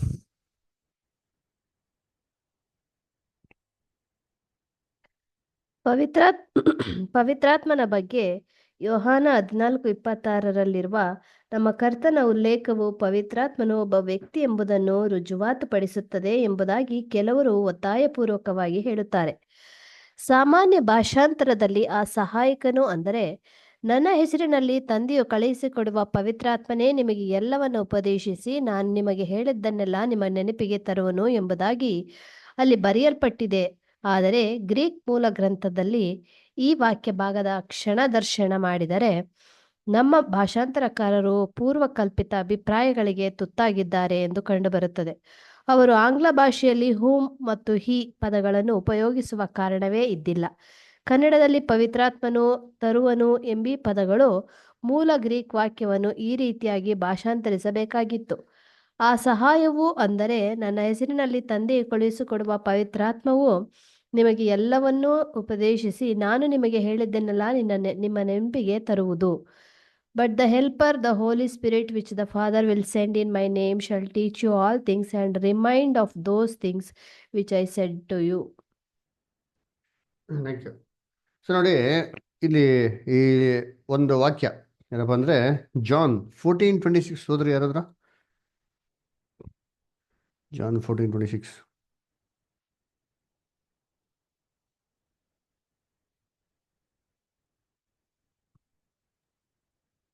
ಹೌದ್ರಿ. ಆದರೆ ಆ ಸಹಾಯಕನು, ಅಂದರೆ ನನ್ನ ಹೆಸರಿನಲ್ಲಿ ತಂದೆಯು ಕಳುಹಿಸಿಕೊಡುವ ಪವಿತ್ರಾತ್ಮನೇ ನಿಮಗೆ ಎಲ್ಲವನ್ನೂ ಉಪದೇಶಿಸಿ ನಾನು ನಿಮಗೆ ಹೇಳಿದ್ದನ್ನೆಲ್ಲ ನಿಮ್ಮ ನೆನಪಿಗೆ ತರುವನು. ನೋಡಿದ್ರಾ? ನೆನಪಿಗೆ ತರುವನು. Very good, thank you. ಅದರ ನೋಡ್ಬೇಕಾದ್ರೆ ಇಲ್ಲಿ ಇಂಗ್ಲೀಷಲ್ಲಿ ಓದೋದಂತಂದ್ರೆ ಇಲ್ಲಿ ಈ ಅಂತ ವಾರ್ತೆನೇ ಬರೋದಿಲ್ಲ. ಇವಾಗ ಕನ್ನಡದಲ್ಲಿ ಬಂತು ನೋಡಿಸುವನು ಅಂತ ಬಂತು ನೋಡಿರ್ತೀನಿ. ಇಂಗ್ಲೀಷಲ್ಲಿ ಬಂತ ಅಂದ್ರೆ ಇಂಗ್ಲೀಷಲ್ಲಿ ಬರಲಿಲ್ಲ ನೋಡಿರ್ತೀನಿ. ಅದರ ಅಲ್ಲಿ ಓದ್ಬೇಕಾದ್ರೆ ಏನಂತ ಬರ್ತಾರೆ, but the helper the Holy Spirit which the Father will send in my name shall teach you all things and remind you of those things which I said unto you. He ಅವನು ಅವ್ರು ಬರ್ತಾರೆ ಅಲ್ವರ, ಅವ್ರು ಮಾಡ್ತಾರೆ ಅಂತೇನೆ ಕೊಟ್ಟಿದ್ಯಾ ಅಂದ್ರೆ ಏನು ಕೊಡಲಿಲ್ಲ ರೀ. ಅದರ ಏನ್ರಿ ಹೀ ಅಂತ ರೆಫರೆನ್ಸೇ ಬರಲಿಲ್ಲ. ಅಂದರೆ ವ್ಯಕ್ತಿತ್ವಕ್ಕೆ ಅಲ್ಲಿ ಹೋಲಿಕೆ ಮಾಡಿದಂಥ ಒಂದು ರೆಫರೆನ್ಸೇ ಇಲ್ಲ ರೀ. ಇದು ತುಂಬ ಇಂಪಾರ್ಟೆಂಟ್ ಆಗಿಂತ ವರ್ಸ್. ಅದರ ಆದರೆ ಇದನ್ನ ಈ ಟ್ರಾನ್ಸ್ಲೇಷನ್ ಮಾಡೋರು ಅಂತ ಏನು ಮಾಡ್ಬಿಟ್ಟಿದ್ದಾರೆ ಅಂತಂದರೆ, ಕನ್ನಡ ಹಾಕಿದ್ರೆ ಗೊತ್ತಾ, ನೋಡಿಸುವನು ಅಂತ ಆ ಒಂದು ಪದನ ಹಾಕಿರೋದು ಯಾರಪ್ಪ ಅಂತಂದರೆ ಅವನು ಅಂತ ಅಂದ್ಬಿಟ್ಟು ಹಾಕಿರಲ್ಲ ಇವರೇ ರೀ. ಯಾರೋ ಇವರು ಅಂತಂದರೆ ಟ್ರಾನ್ಸ್ಲೇಷನ್ ಮಾಡೋರು. ಅದರ ಯಾಕಂದರೆ ಅವ್ರ ಮೈಂಡ್ ಏನಾಗಿದೆ, ಆಲ್ರೆಡಿ ಫಿಕ್ಸ್ ಆಗ್ಬಿಡೈತೆ. ಅದರ ಏನೋ ತ್ರೈಕತ್ವ, ಇದು ಮೂರನೇ ದೇವರು, ಅದರ ಈ ದೇವ್ರುಗಳು ಒಬ್ಬರು, ಇವರು ಇವರು ಅಂತ ಗೊತ್ತಿರೋದ್ರಿಂದ ಮೈಂಡ್ ಫಿಕ್ಸ್ ಮಾಡ್ಕೊಂಡು ಏನು ಮಾಡ್ತಾರೆ ಅಲ್ಲಿ ಸೀದಾ ಅಲ್ಲಿ ಅವನು ಅಂತ ವಾರ್ತೆ ಮಾಡಿದಲ್ಲಿ ಹಾಕಿದ್ರು. ಆ್ಯಕ್ಚುಲಿ ಒರಿಜಿನಲ್ ಬೈಬಲಲ್ಲಿ ಅವನು ಅಂತ ಅಂದ್ಬಿಟ್ಟು ಇಲ್ವೂ ಇಲ್ಲ, ಅವನು ಅಂತ ಪದ ಬಳಕೆ ಮಾಡೋಂಥ ಅವಶ್ಯಕತೆನೂ ಇಲ್ಲ. ಧಾರಾಳವಾಗಿ ಏನಾಗ್ಬೋದಾಯ್ತು ಅದರ ಏನ್ರಿ ನಾ ಸಹಾಯಕನು ಅಂದರೆ ಪವಿತ್ರಾತ್ಮ ತಂದೆಯಿಂದ ನನ್ನ ನಾಮದಲ್ಲಿ ಕಳಿಸ್ಕೊಳ್ಳಲ್ಪಡಂಥ ಆ ಆತ್ಮವು ನಿಮ್ಮನ್ನು ಸಕಲ ಸತ್ಯಕ್ಕೆ ಏನು ಮಾಡ್ತದೆ, ಕರ್ಕೊಂಡು ಹೋಗ್ತದೆ. ನಾನು ಹೇಳ್ದಂತೆ ಅಂತ ಹಾಕ್ಬೋದಾಯ್ತು ಅಲ್ಲ, ಕರ್ಕೊಂಡು ಹೋಗ್ತದೆ. ಅದರ ಪವಿತ್ರಾತ್ಮ ಸಹಾಯಕ ಅಂತ ಅಲ್ಲಿ ಆ ಪದನ ಹಾಕ್ಬೇಕಾರೆ ಏನಾಯ್ತಲ್ಲಿ ಅದರ. ಸೊ ಆ ವರ್ಡ್ನ ಏನ್ರಿ ಆ ಒಂದು ವ್ಯಕ್ತಿತ್ವಕ್ಕೆ ಕಂಪೇರ್ ಮಾಡೋಂಥ ವರ್ಡ್ಸ್ನ ಇಲ್ದಿರೋ ಕೂಡ ಏನು ಮಾಡ್ಬೇಕು, ಟ್ರಾನ್ಸ್ಲೇಷನ್ ಮಾಡಬೇಕಾಗಿತ್ತು. ಅದರ ಆದರೆ ಇವ್ರು ಏನು ಮಾಡೋರು ಅಂತಂದರೆ, ಇವರಿಗೆ ಒಂದು ಏನ್ರಿ ಟ್ರಿನಿಟಿ ಕಾನ್ಸೆಪ್ಟ್ ಇರೋದನ್ನ ಏನು ಮಾಡೋರು ಅಂತಂದರೆ ಅಲ್ಲಿ ವ್ಯಕ್ತಿತ್ವಕ್ಕೆ ಕಂಪೇರ್ ಮಾಡೋಂಥ ಒಂದು ಹೋಲಿಕೆ ಆಗಿರೋಂಥದ್ದು ಒಂದು ಅವನು ಅಂತ ಪದಗಳು ಏನು ಮಾಡೋದು ಬಳಕೆ ಮಾಡೋದು ನೋಡ್ತೀರಿ. ನೋಡಿ ನೆಕ್ಸ್ಟ್ ಇನ್ನು ಓದೋಣ ಆಮೇಲೆ ನೆಕ್ಸ್ಟ್ ಪ್ಯಾರಾಗ್ರಾಫ್. ಯಾರು ಓದ್ತೀರಾ? ಯಾರೋ ಬ್ರದರ್ ಸಿಸ್ಟರ್ಸ್? ನಮಿತಾ ಅಷ್ಟು ಓದಿ. ಅದೇ ರೀತಿಯಲ್ಲಿ 17ನೇ ವಚನದ ಬಗ್ಗೆ ವಿಮರ್ಶಿಸಬಹುದು. ಸಾಮಾನ್ಯ ಭಾಷಾಂತರದಲ್ಲಿ ಆ ವಚನವು ಇಂತಿದೆ: ಆ ಸಹಾಯಕನು ಯಾರೆಂದರೆ ಸತ್ಯದ ಆತ್ಮನೇ. ಲೋಕವು ಆತನನ್ನು ನೋಡದೆಯೂ ತಿಳಿಯದೆಯೂ ಇರುವುದರಿಂದ ಆತನನ್ನು ಹೊಂದಲಾರರು. ನೀವು ಆತನನ್ನು ಬಲ್ಲಿರಿ, ಹೇಗೆಂದರೆ ನಿಮ್ಮ ಬಳಿಯಲ್ಲಿ ವಾಸ ಮಾಡುತ್ತಾನೆ ಮತ್ತು ನಿಮ್ಮೊಳಗೆ ಇರುವನು. The spirit of truth whom the world cannot receive, for he dwelleth with you and shall be in you. ಇಲ್ಲಿ ಸತ್ಯದ ಆತ್ಮನು ಎಂಬ ಹೇಳಿಕೆಯು ಸ್ಪಷ್ಟವಾಗಿ ತಪ್ಪುಗಳ ಆತ್ಮ, ದ ಸ್ಪಿರಿಟ್ ಆಫ್ ಎರರ್ ಎಂಬುದರ ವಿರುದ್ಧ ಪದವಾಗಿ ಬಳಕೆಯಾಗಿದೆ. ಈ ವಾಕ್ಯ ಭಾಗವು ಯಾವುದೇ ವ್ಯಕ್ತಿಯನ್ನು ಉಲ್ಲೇಖಿಸದೆ ಸತ್ಯದ ಪ್ರಭಾವವನ್ನು ಮತ್ತು ದೇವಜನರ ಮೇಲೆ ಅದರ ಪರಿಣಾಮವನ್ನು ಮಾತ್ರವೇ ಉಲ್ಲೇಖಿಸುತ್ತದೆ. ಗ್ರೀಕ್ ಪದದ ಭಾಷಾಂತರವು the spirit of truth which the world cannot receive, because it beholds it not, nor knows it, but ye know it, because it operates with you and will be in you. ಆ ಸಹಾಯವು ಯಾವುದೆಂದರೆ ಸತ್ಯದ ಆತ್ಮವೇ. ಲೋಕವು ಅದನ್ನು ನೋಡದೆಯೂ ತಿಳಿಯದೆಯೂ ಇರುವುದರಿಂದ ಅದನ್ನು ಹೊಂದಲಾರದು. ನೀವು ಅದನ್ನು ಬಲ್ಲಿರಿ, ಹೇಗೆಂದರೆ ಅದು ನಿಮ್ಮ ಬಳಿಯಲ್ಲಿ ವಾಸ ಮಾಡುತ್ತದೆ ಮತ್ತು ನಿಮ್ಮೊಳಗೆ ಇರುವುದು. Thank you sister. ಅದರ ನೋಡಿ ಇನ್ನೊಂದು ಎಕ್ಸಾಂಪಲ್ ಏನಪ್ಪ ಅಂದರೆ, ಅದೇ 17th ವರ್ಷಲ್ಲಿ ಕೂಡ ಓದ್ಬೇಕಾದ್ರೆ ಹೇಳ್ತಾರೆ, ಸತ್ಯದ ಆತ್ಮನು ಅದು ಲೋಕವು ಅದನ್ನು ತಿಳಿಯೋದಿಲ್ಲ, ಯಾಕಂದರೆ ಲೋಕವು ಅದನ್ನು ನೋಡೋದಿಲ್ಲ, ಅದ್ರ ಬಗ್ಗೆ ಗೊತ್ತೂ ಇಲ್ಲ, ಅವರು ಆ ಆ ಒಂದು ಆತ್ಮ ನಿಮ್ಮಲ್ಲಿ ಬಂದು ಏನ್ ಮಾಡ್ತಾರೆ, ವಾಸ ಮಾಡ್ತದೆ ಅಂತ ಏನ್ ಮಾಡ್ತಾರೆ ಹೇಳ್ತಾರೆ ಅಲ್ವರ. ಸೊ ಇಲ್ಲಿ ನೋಡ್ಬೇಕಾದ್ರೆ ನಮ್ಮ ಕನ್ನಡದಲ್ಲಿ ಏನ್ರಿ ಅವನು ಬಂದು ವಾಸ ಮಾಡ್ತಾರೆ ಅಂತ ಹೇಳ್ಬೇಕಾದ್ರೆ ಏನಾಗ್ಬಿಡ್ತು, ಅಲ್ಲಿ ಕೂಡ ವ್ಯಕ್ತಿತ್ವ ಅಂತ ಬಂದ್ಬಿಡ್ತೀರಿ. ಆಕ್ಚುಲಿ KJV ಬೈಬಲ್ ಕೂಡ ಏನ್ ಮಾಡಿದ್ದಾರೆ, ಅಲ್ಲೂ ಹಂಗೆ ಹಾಕಿದ್ರೆ ಹಿ ಅಂತ. ಆಕ್ಚುಲಿ ಒರಿಜಿನಲ್ ಬೈಬಲಲ್ಲಿ ತೊಗೊಂಡ್ರೆ ಡಯಾಗ್ಲಾಟ್ ಅಂತ ಬರ್ತಾರೆ, ಅದ್ರಲ್ಲಿ ತೆಗೆದು ನೋಡ್ದ ಅಂತಂದ್ರೆ ಈ ಹಿ ಅಂತಬಿಟ್ಟು ಪದಗಳೇನಾಗಿಲ್ವ ಅಂತ ಇಲ್ವೇ ಅಂತ. ಆ ಹಿ ಇಲ್ದಿರ ಕೂಡ ಏನ್ ಮಾಡ್ಬೋದು ಅಂತ ಅಲ್ಲಿ ಟ್ರಾನ್ಸ್ಲೇಷನ್ ಮಾಡ್ಬೋದು. ಅಂದ್ರೆ ಅಂದ್ರೆ ಅವರು ಅಂತ ಹಾಕ್ತೀರಾ, ಅದು ಅಂತ ಹಾಕ್ಬಿಟ್ಟು ಏನ್ ಮಾಡ್ಬೇಕು, ಕರೆಕ್ಟಾಗಿ ಟ್ರಾನ್ಸ್ಲೇಷನ್ ಮಾಡ್ಬೇಕಾಯ್ತು ಅಂತ ಹೇಳ್ತಾರೆ. ಅದೇನೋ ಸತ್ಯದ ಆತ್ಮನು ಸತ್ಯದ ಆತ್ಮ, ಲೋಕ ಹೊಂದಿಕೊಂಡಿರಂತ ಆತ್ಮ, ಲೋಕವು ಅದನ್ನ ತಿಳಿಯೋದಿಲ್ಲ. ಯಾಕಂದ್ರೆ ಅವರು ಅದು ನಿಮ್ಮ ನಡುವೆ ನಿಮ್ಮ ಬಳಿಯಲ್ಲಿ ವಾಸ ಮಾಡ್ತದೆ, ನಿಮ್ಮ ಹಳ್ಳಿಯಲ್ಲಿ ನಿಮ್ಮಲ್ಲಿ ಏನಾಗಿರ್ತದೆ ಇರ್ತದೆ ಅಂತಂದ್ರೆ ಅದಕ್ಕೆ ನೋಡ್ಬೇಕಾದ್ರೆ ಸತ್ಯದ ಆತ್ಮ, ಲೋಕ ತಿಳಿದಿರಂಥದ್ದು, ನೀವು ಗೊತ್ತಿರೋಂಥದ್ದು, ನಿಮ್ಮ ನಡುವೆ ಕ್ರಿಯೆ ಮಾಡೋಂಥದ್ದು, ನಿಮ್ಮಲ್ಲಿ ಏನಾಗ್ತದೋ ವಾಸ ಮಾಡೋಂಥದ್ದೇ ಅಂತಂದ್ಬಿಟ್ಟು ಹಾಕ್ಬೋದಾಗಿತ್ತು ಅಲ್ವರ. ಸೊ ಅದ್ರ ಬದಲಾಗಿ ಅವನು ಏನ್ರಿ ವಾಸ ಮಾಡ್ತಾನೆ ಅಂತೆಲ್ಲ ಹಾಕ್ಬೇಕಾರೆ ಇದು ಏನಾಯ್ತಂದ್ರೆ ಈ ತ್ರೈಕತ್ವಕ್ಕೆ ಐಡಿಯಾ ಕೊಡೋಕೆ ಏನಾಯ್ತಲ್ಲಿ ಅಲ್ಲಿ ಶುರು ಆಯ್ತು. ಇದೆಲ್ಲ ಮಾಡಿರೋದು ಯಾರಪ್ಪ ಅಂದ್ರೆ ಟ್ರಾನ್ಸ್ಲೇಟರ್ಸ್ ಆಗಿರೋಂಥ ಒಂದು miss translation. Okay, next paragraph. Brothers sisters ಯಾರು ಓದ್ತೀರಾ?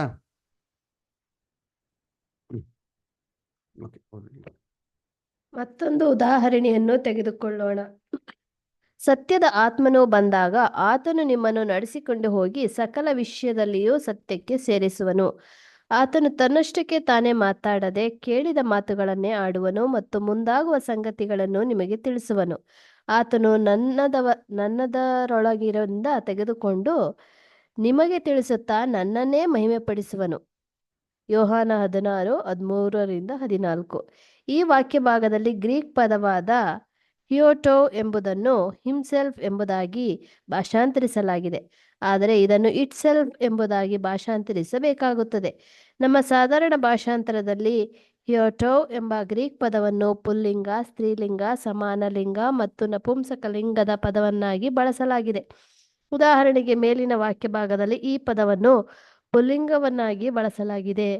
1 ಕೊರಿಂಥ 11:5 ಪ್ರಕಟಣೆ 2:20 ಆ ಹೆಂಗಸು ತನ್ನನ್ನು ಪ್ರವಾದಿನಿ ಎಂದು ಹೇಳಿಕೊಂಡು, ಮತ್ತು ಕೊರಿಂಥ 13:5 ಸೀಕೆತ್ ನಾಟ್ ಹರ್ ಓನ್ ರಲ್ಲಿ ಇದನ್ನು ಸ್ತ್ರೀಲಿಂಗವನ್ನಾಗಿಯೂ ಉಪಯೋಗಿಸಲಾಗಿದೆ. 1 ಕೊರಿಂಥ 11:31 if we would judge ourselves. ಅದೇ ರೀತಿ 1 ಕೊರಿಂಥ 16:15 ಹ್ಯಾವ್ ಅಡಿಕ್ಟೆಡ್ ದೆಮ್ಸೆಲ್ಸ್. ಲೂಕ 22:17 ye divide it among yourselves. ಯೋಹಾನ 6:53 ye have no life in you. ಇವುಗಳಲ್ಲಿ ಇದನ್ನು ಸಮಾನ ಲಿಂಗವನ್ನಾಗಿ ಉಪಯೋಗಿಸಲಾಗಿದೆ. ನಮ್ಮ ಸಾಮಾನ್ಯ ಭಾಷಾಂತರದಲ್ಲಿ ಹಿಯಾಟೋ ಎಂಬ ಪದವನ್ನು ಈ ಕೆಳಗಣ ಉದಾಹರಣೆಗಳ ಪ್ರಕಾರ ನಪುಂಸಕ ಲಿಂಗವನ್ನಾಗಿಯೂ ಉಪಯೋಗಿಸಲಾಗಿದೆ. ಮತ್ತಾಯ 6:34 ನಾಳಿನ ದಿನವು ತನ್ನದನ್ನು ತಾನೇ ನೋಡಿಕೊಳ್ಳುವುದು. ಮಾರ್ಕ 3:25 ಒಂದೇ ಮನೆಯಲ್ಲಿ ಭೇದ ಹುಟ್ಟಿದರೆ ಆ ಮನೆಯು ನಿಲ್ಲಲಾರದು. ಯೋಹಾನ 15:4 ಕೊಂಬೆಯು ಬಳ್ಳಿಯಲ್ಲಿ ನೆಲೆಗೊಂಡಿರದಿದ್ದರೆ ಹೇಗೆ ತನ್ನಷ್ಟಕ್ಕೆ ತಾನೇ ಫಲ ಕೊಡಲಾರದೋ. ಮತ್ತಾಯ 6:34 ಯಾವ ಪದಾರ್ಥವೂ ಸ್ವತಃ ಅಶುದ್ಧವಾದದ್ದಲ್ಲವೆಂದು ಬಲ್ಲೆನು. ಎಫೆಸ 4:16 ದೇಹವೆಲ್ಲ ಪ್ರೀತಿಯಿಂದ ಐಕ್ಯವಾಗಿದ್ದು ಕ್ಷೇಮಾಭಿವೃದ್ಧಿಯನ್ನು ಹೊಂದುತ್ತದೆ. ಯಾಕೋಬ 2:17 ಕ್ರಿಯೆಗಳಿಲ್ಲದಿದ್ದರೆ ನಂಬಿಕೆಯು ತನ್ನಲ್ಲಿ ಜೀವವಿಲ್ಲದ್ದು. Thank you. ಸೊ ಇಲ್ಲಿ ಏನಪ್ಪ ನೋಡ್ತೀರಿ ಅಂತಂದ್ರೆ ಜಾನ್ 16:13 ಮತ್ತು 14 ಕೂಡ ನೋಡ್ಬೇಕಾದ್ರೆ ಏನ್ ಮಾಡ್ತಾರೆ, ಸತ್ಯದ ಆತ್ಮನು ಬಂದಾಗ ಅವನ ಸ್ವಂತಕ್ಕಾಗಿ ಏನು ಮಾತಾಡೋದಿಲ್ಲ, ನಾನು ನುಡಿದಿದ್ದನ್ನು ಏನ್ ಮಾಡ್ತಾರೆ ಅವರು ಮಾತಾಡ್ತಾರೆ. ಅವರು ತನ್ನನ್ನು ತಾನೇ ಮಹಿಮೆ ಪಡಿಸಲ್ಲ, ನನ್ನನ್ನು ಏನ್ ಮಾಡ್ತಾರೆ ಮಹಿಮೆ ಪಡಿಸ್ತಾರೆ ಅಂತ ನೋಡ್ತಿರಲ್ಲ. ಸೊ ಇಲ್ಲಿ ಕೂಡ ಬರೋಂಥ ವಾಕ್ಯದಲ್ಲಿ ಆತನು ತನ್ನನ್ನು ತಾನೇ ಅಂತ ಅಂದ್ಬಿಟ್ಟು ಮಹಿಮೆ ಪಡಿಸಲ್ಲ ಅಂತ ಹೇಳ್ಬೇಕಾದ್ರೆ ಇಲ್ಲಿ ಆತನು ಅಂತೆಲ್ಲ ಬರೋಂಥ ವಾರ್ತೆಗಳಿಗೆ ಈ ಗ್ರೀಕಲ್ಲಿ ನೋಡಿದ್ರೆ ಬರೋಂಥ ವಾರ್ತೆ ಏನಪ್ಪ ಆಟೋಸ್ ಅಂತ ಬರ್ತಾರೆ. ಅದರ ನಾವು ಬೇಸಿಕ್ ಕ್ಲಾಸಲ್ಲಿ ನೋಡಿದ್ದೀವಿ ಬಗ್ಗೆ. ಆಟೋಸ್ ಅಂತಂದ್ರೆ ಏನಪ್ಪ ಅರ್ಥ ಅಂತಂದ್ರೆ ಅದನ್ನ ಏನ್ರಿ ಅದು ಅಥವಾ ಅವನು ಅಥವಾ ಅವಳು ಅಂತ 3 ವಿಧವಂತ ರೀತಿಯಲ್ಲಿ ಮಾಡೋದಲ್ಲಿ ಅಲ್ಲಿ ಹಾಕ್ಬೋದು.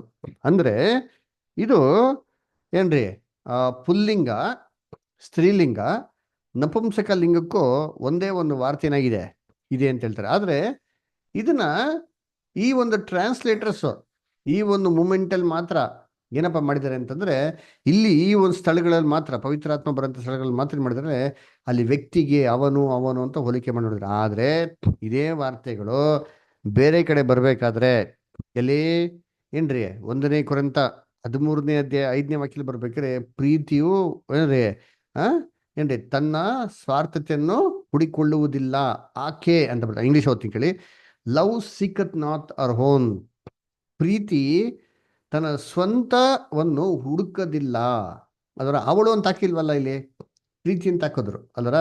ಪ್ರೀತಿ ಅವಳು ಪ್ರೀತಿ ಸ್ವಂತವನ್ನು ಹುಡುಕುವುದಿಲ್ಲ ಅಂತ ಹಾಕಿಲ್ವಲ್ಲ, ಅವಳು ಅಂತ ಯೂಸ್ ಮಾಡಿಲ್ವಲ್ಲ. ಯಾಕೆ ಯೂಸ್ ಮಾಡಿಲ್ಲ ಅಂತಂದ್ರೆ ಅದು ನಪುಂಸಕ ಲಿಂಗ ಆಗಿದೆ ಅಲ್ಲಿ. ಅದೇ ರೀತಿ ಇನ್ನೊಂದು ವಾಕ್ಯಗಳು ನೋಡಿ ಚೆನ್ನಾಗಿದೆ. ಅದರ ಎಲ್ಲಪ್ಪ ಅಂತಂದ್ರೆ ಮತ್ತೆ 6:34 ನಾಳೆ ಬಗ್ಗೆ ನೀವು ಯೋಚನೆ ಮಾಡ್ಬಿಡಿ, ಅದು ತನ್ನಷ್ಟಿಗೆ ನಾನೇ ಏನು ಮಾಡ್ತಾರೆ ಅದ್ರ ಬಗ್ಗೆ ಚಿಂತೆ ಮಾಡ್ತಾರೆ ಅಂತ ಹೇಳ್ತಾರ. ಸೊ ನಾಳೆ ಬಗ್ಗೆ ಚಿಂತೆ ಮಾಡ್ಬಿಡಿ. ಅವನ ಬಗ್ಗೆ ನಾಳೆನೇ ಅವನೇನು ಮಾಡ್ತಾನೆ ಚಿಂತೆ ಮಾಡ್ಕೊಂತ ಅವನು ಅಂತ ಬಳಕೆ ಮಾಡಿದ್ರ ಇಲ್ವಲ್ಲ, ಅವಳು ಅಂತ ಬಳಕೆ ಮಾಡಿದ್ರ ಇಲ್ಲ. ಸೊ ನಾಳೆ ಬಂದ್ಬಿಟ್ಟು ಅದು ನಿರ್ಜೀವ ವಸ್ತು, ಅದು ಅವನು ಮತ್ತೆ ಅವಳಿಗೆ ಹೋಲಿಕೆ ಮಾಡೋಕ್ಕೆ ಸಾಧ್ಯ ಇಲ್ಲ. ಇದೇ ರೀತಿ ಪವಿತ್ರಾತ್ಮನ ಸಂದರ್ಭದಲ್ಲಿ ಕೂಡ ಹಾಗೆ ಬಳಕೆ ಮಾಡ್ಬೇಕಾಯ್ತು. ಅವ್ರು ಏನ್ ಮಾಡಕ್ ಹೋಗಿಲ್ಲ, ಅಲ್ಲಿ ಬಳಕೆ ಮಾಡಿಲ್ಲ ಅಂತ ನೋಡ್ತೀರಿ. ಆಮೇಲೆ ಏನ್ರಿ ಇನ್ನೊಂದು ಕೂಡ ಯೇಸು ಕ್ರಿಸ್ತ ಹೇಳ್ತಾರೆ ಏನ್ರಿ, ಯಾವ ಕೊಂಬೆಯು ನನ್ನ ಬಳಿಗೆ ಇಳಿದಿದ್ರೆ ಅವರು ಪ್ರತಿಫಲ ಕೊಡಲಾರರು ಅಂತಂದ್ರ ಅಲ್ಲಿ ಹೇಳ್ಬೇಕಲ್ಲ, ಯಾವ ಕೊಂಬೆ ಆತನು ನನ್ನಲ್ಲಿ ಇಳಿದಿದ್ರೆ ಅವನು ಪ್ರತಿಫಲ ಕೊಡೋದಿಕ್ಕಾಗಲ್ಲ ಅಂತ ಹಾಕ್ಬೋದಾಯ್ತಲ್ಲ. ಯಾಕೆ ಹಾಕಿಲ್ಲ ಅದರ ಅಲ್ಲೂ ಕೂಡ ನೋಡ್ಬೇಕಾರೆ ಒಂದು ನಪುಂಸಕಲಿಂಗಕ್ಕೆ ಹೇಳಿಕೆ ಮಾಡಿರೋದು ಅದರ. ಸೊ ಇನ್ನು ಅನೇಕ ಟ್ರಾನ್ಸ್ಲೇಷನ್ಸ್ಗಳಿದೆ, ಇನ್ನು ಅನೇಕ ಒಂದು ವಾರ್ತೆಗಳಿದೆ. ಇವೆಲ್ಲ ವಾರ್ತೆಗಳಲ್ಲೂ ಕೂಡ ಹಾಗೆ ಮಾಡಿರೋದು ನಾವೇನು ಮಾಡ್ತೀವಿ ನೋಡ್ತೀರಿ. ಸೊ ಇಲ್ಲಿ ನಮ್ಗೇನಪ್ಪ ಸ್ಪಷ್ಟವಾಗಿ ಗೊತ್ತಾಗ್ತಾರೆ ಅಂದರೆ, ಈ ಟ್ರಾನ್ಸ್ಲೇಟರ್ಸು ಈ ಒಂದು ಪದಗಳನ್ನ ಸರಿಯಾದ ರೀತಿ ಒಂದು ಟ್ರಾನ್ಸ್ಲೇಷನ್ಸ್ ಮಾಡಿದಿರೋಂಥ ಕಾರಣದಿಂದ ಓದಂಥ ಸಂದರ್ಭದಲ್ಲಿ ಅನೇಕ ರೀತಿಯಲ್ಲಿ ನಮಗೆ ವ್ಯತ್ಯಾಸ ಬರ್ತದೆ ಅಂತ ನಾವು ನೋಡ್ತೀವಿ ಅದರ. ಸೊ ಅದಕ್ಕೆ ನಾವು ಬೇಸಿಕ್ ಕ್ಲಾಸಲ್ಲಿ ಕೂಡ ನೋಡಿದ್ದೀರಿ. ಬೆಸ್ಟ್ ಎಕ್ಸಾಂಪಲ್ ಏನಪ್ಪ ಅಂದರೆ ಅವನು ಅವಳು. ಅದಕ್ಕೆ ಒಂದು ಬೆಸ್ಟ್ ಎಕ್ಸಾಂಪಲ್ ಏನಪ್ಪ ಅಂದರೆ, ಒಬ್ಬ ಹುಡುಗಿ ಬರ್ತಾರೆ ಏನು ಮಾಡ್ತೀರಿ, ಅವಳು ಬರ್ತಾವಳೆ ಅಂತ ಹೇಳ್ತೀರಿ. ಅದು ಬರ್ತಾವೆ ಅಂತ ಹೇಳೋಕ್ಕಾಯ್ತದ ಇಲ್ಲ ರೀ. ಅವನು ಬರ್ತಾನೆ ಅಂತ ಹೇಳೋಕ್ಕಾಗ್ತದಾ ಇಲ್ಲ ಅದರ. ಸೊ ಅದಕ್ಕೆ ನೋಡ್ಬೇಕಾರೆ ಏನ್ರಿ, ಅದು ಪ್ರಾಪರ್ ಅಪ್ಲಿಕೇಶನ್ ಕರೆಕ್ಟಾಗಿ ಯೂಸ್ ಮಾಡಬೇಕು ಅದರ. ಅದನ್ನ ನೋಡ್ಬೇಕಾದ್ರೆ ಕರ್ತನಲ್ಲಿ ಪ್ರೀತಿ ಅನುಸರಿಸೋಗಳೇ ಇದನ್ನ ಸತ್ಯವೇದದಲ್ಲಿ ಎಲ್ಲ ವಾಕ್ಯಗಳು ಇಟ್ಕೊಂಡು ನಾವು ಈ ಟ್ರಾನ್ಸ್ಲೇಷನ್ಸ್ ಇಟ್ಕೊಂಡು ನಾವು ಡ್ಯಾಗ್ಲಿ ಇಟ್ಕೊಂಡು ಚೆನ್ನಾಗಿ ಓದೋದಂದ್ರೆ ನಮಗೆ ಸ್ಪಷ್ಟವಾಗಿ ಏನಾಗ್ತದೆ, ಸತ್ಯಾರ್ಥಗಳು ಗೊತ್ತಾಗ್ತದೆ. ಓಕೆನಾ. ನಾವು ಇಲ್ಲಿಂದನ ದೇವರ ವಾಕ್ಯಗಳನ್ನ ಆಶೀರ್ವದಿಸಲಿ. ಬರೋಂಥ ಫ್ರೈಡೇ ಲೈಫ್ ಆಫ್ ಕ್ರೈಸ್ಟ್ ಇರ್ತಾರೆ. ಸೊ ಈ ಒಂದು ವಾರ ಮಾತ್ರ ಚೇಂಜ್ ಆಗಿರೋದು. ಸೊ ಬರುವಂಥ ವಾರ ಎಲ್ಲ ಯಥಾ ಪ್ರಕಾರ ಅದೇ ಸ್ಟಡೀಸ್ಗಳು ಆ ವಾರದಲ್ಲಿ ಆ ದಿನದಲ್ಲೇ ಇರ್ತದೆ. ಓಕೆನಾ. ದೇವರ ವಾಕ್ಯಗಳನ್ನ ಆಶೀರ್ವದಿಸಲಿ. ಕೊನೆಯದಾಗಿ ಈ ಕೂಟನ ಅಂತ್ಯ ಮಾಡುವಾಗೆ ನಮ್ಮ ನಡುವೆ ಶಾಂತಮಷ್ಟ ಪ್ರಾರ್ಥನೆ ಮಾಡ್ಕೊಂಡು ಕೇಳ್ಕೊತೀನಿ.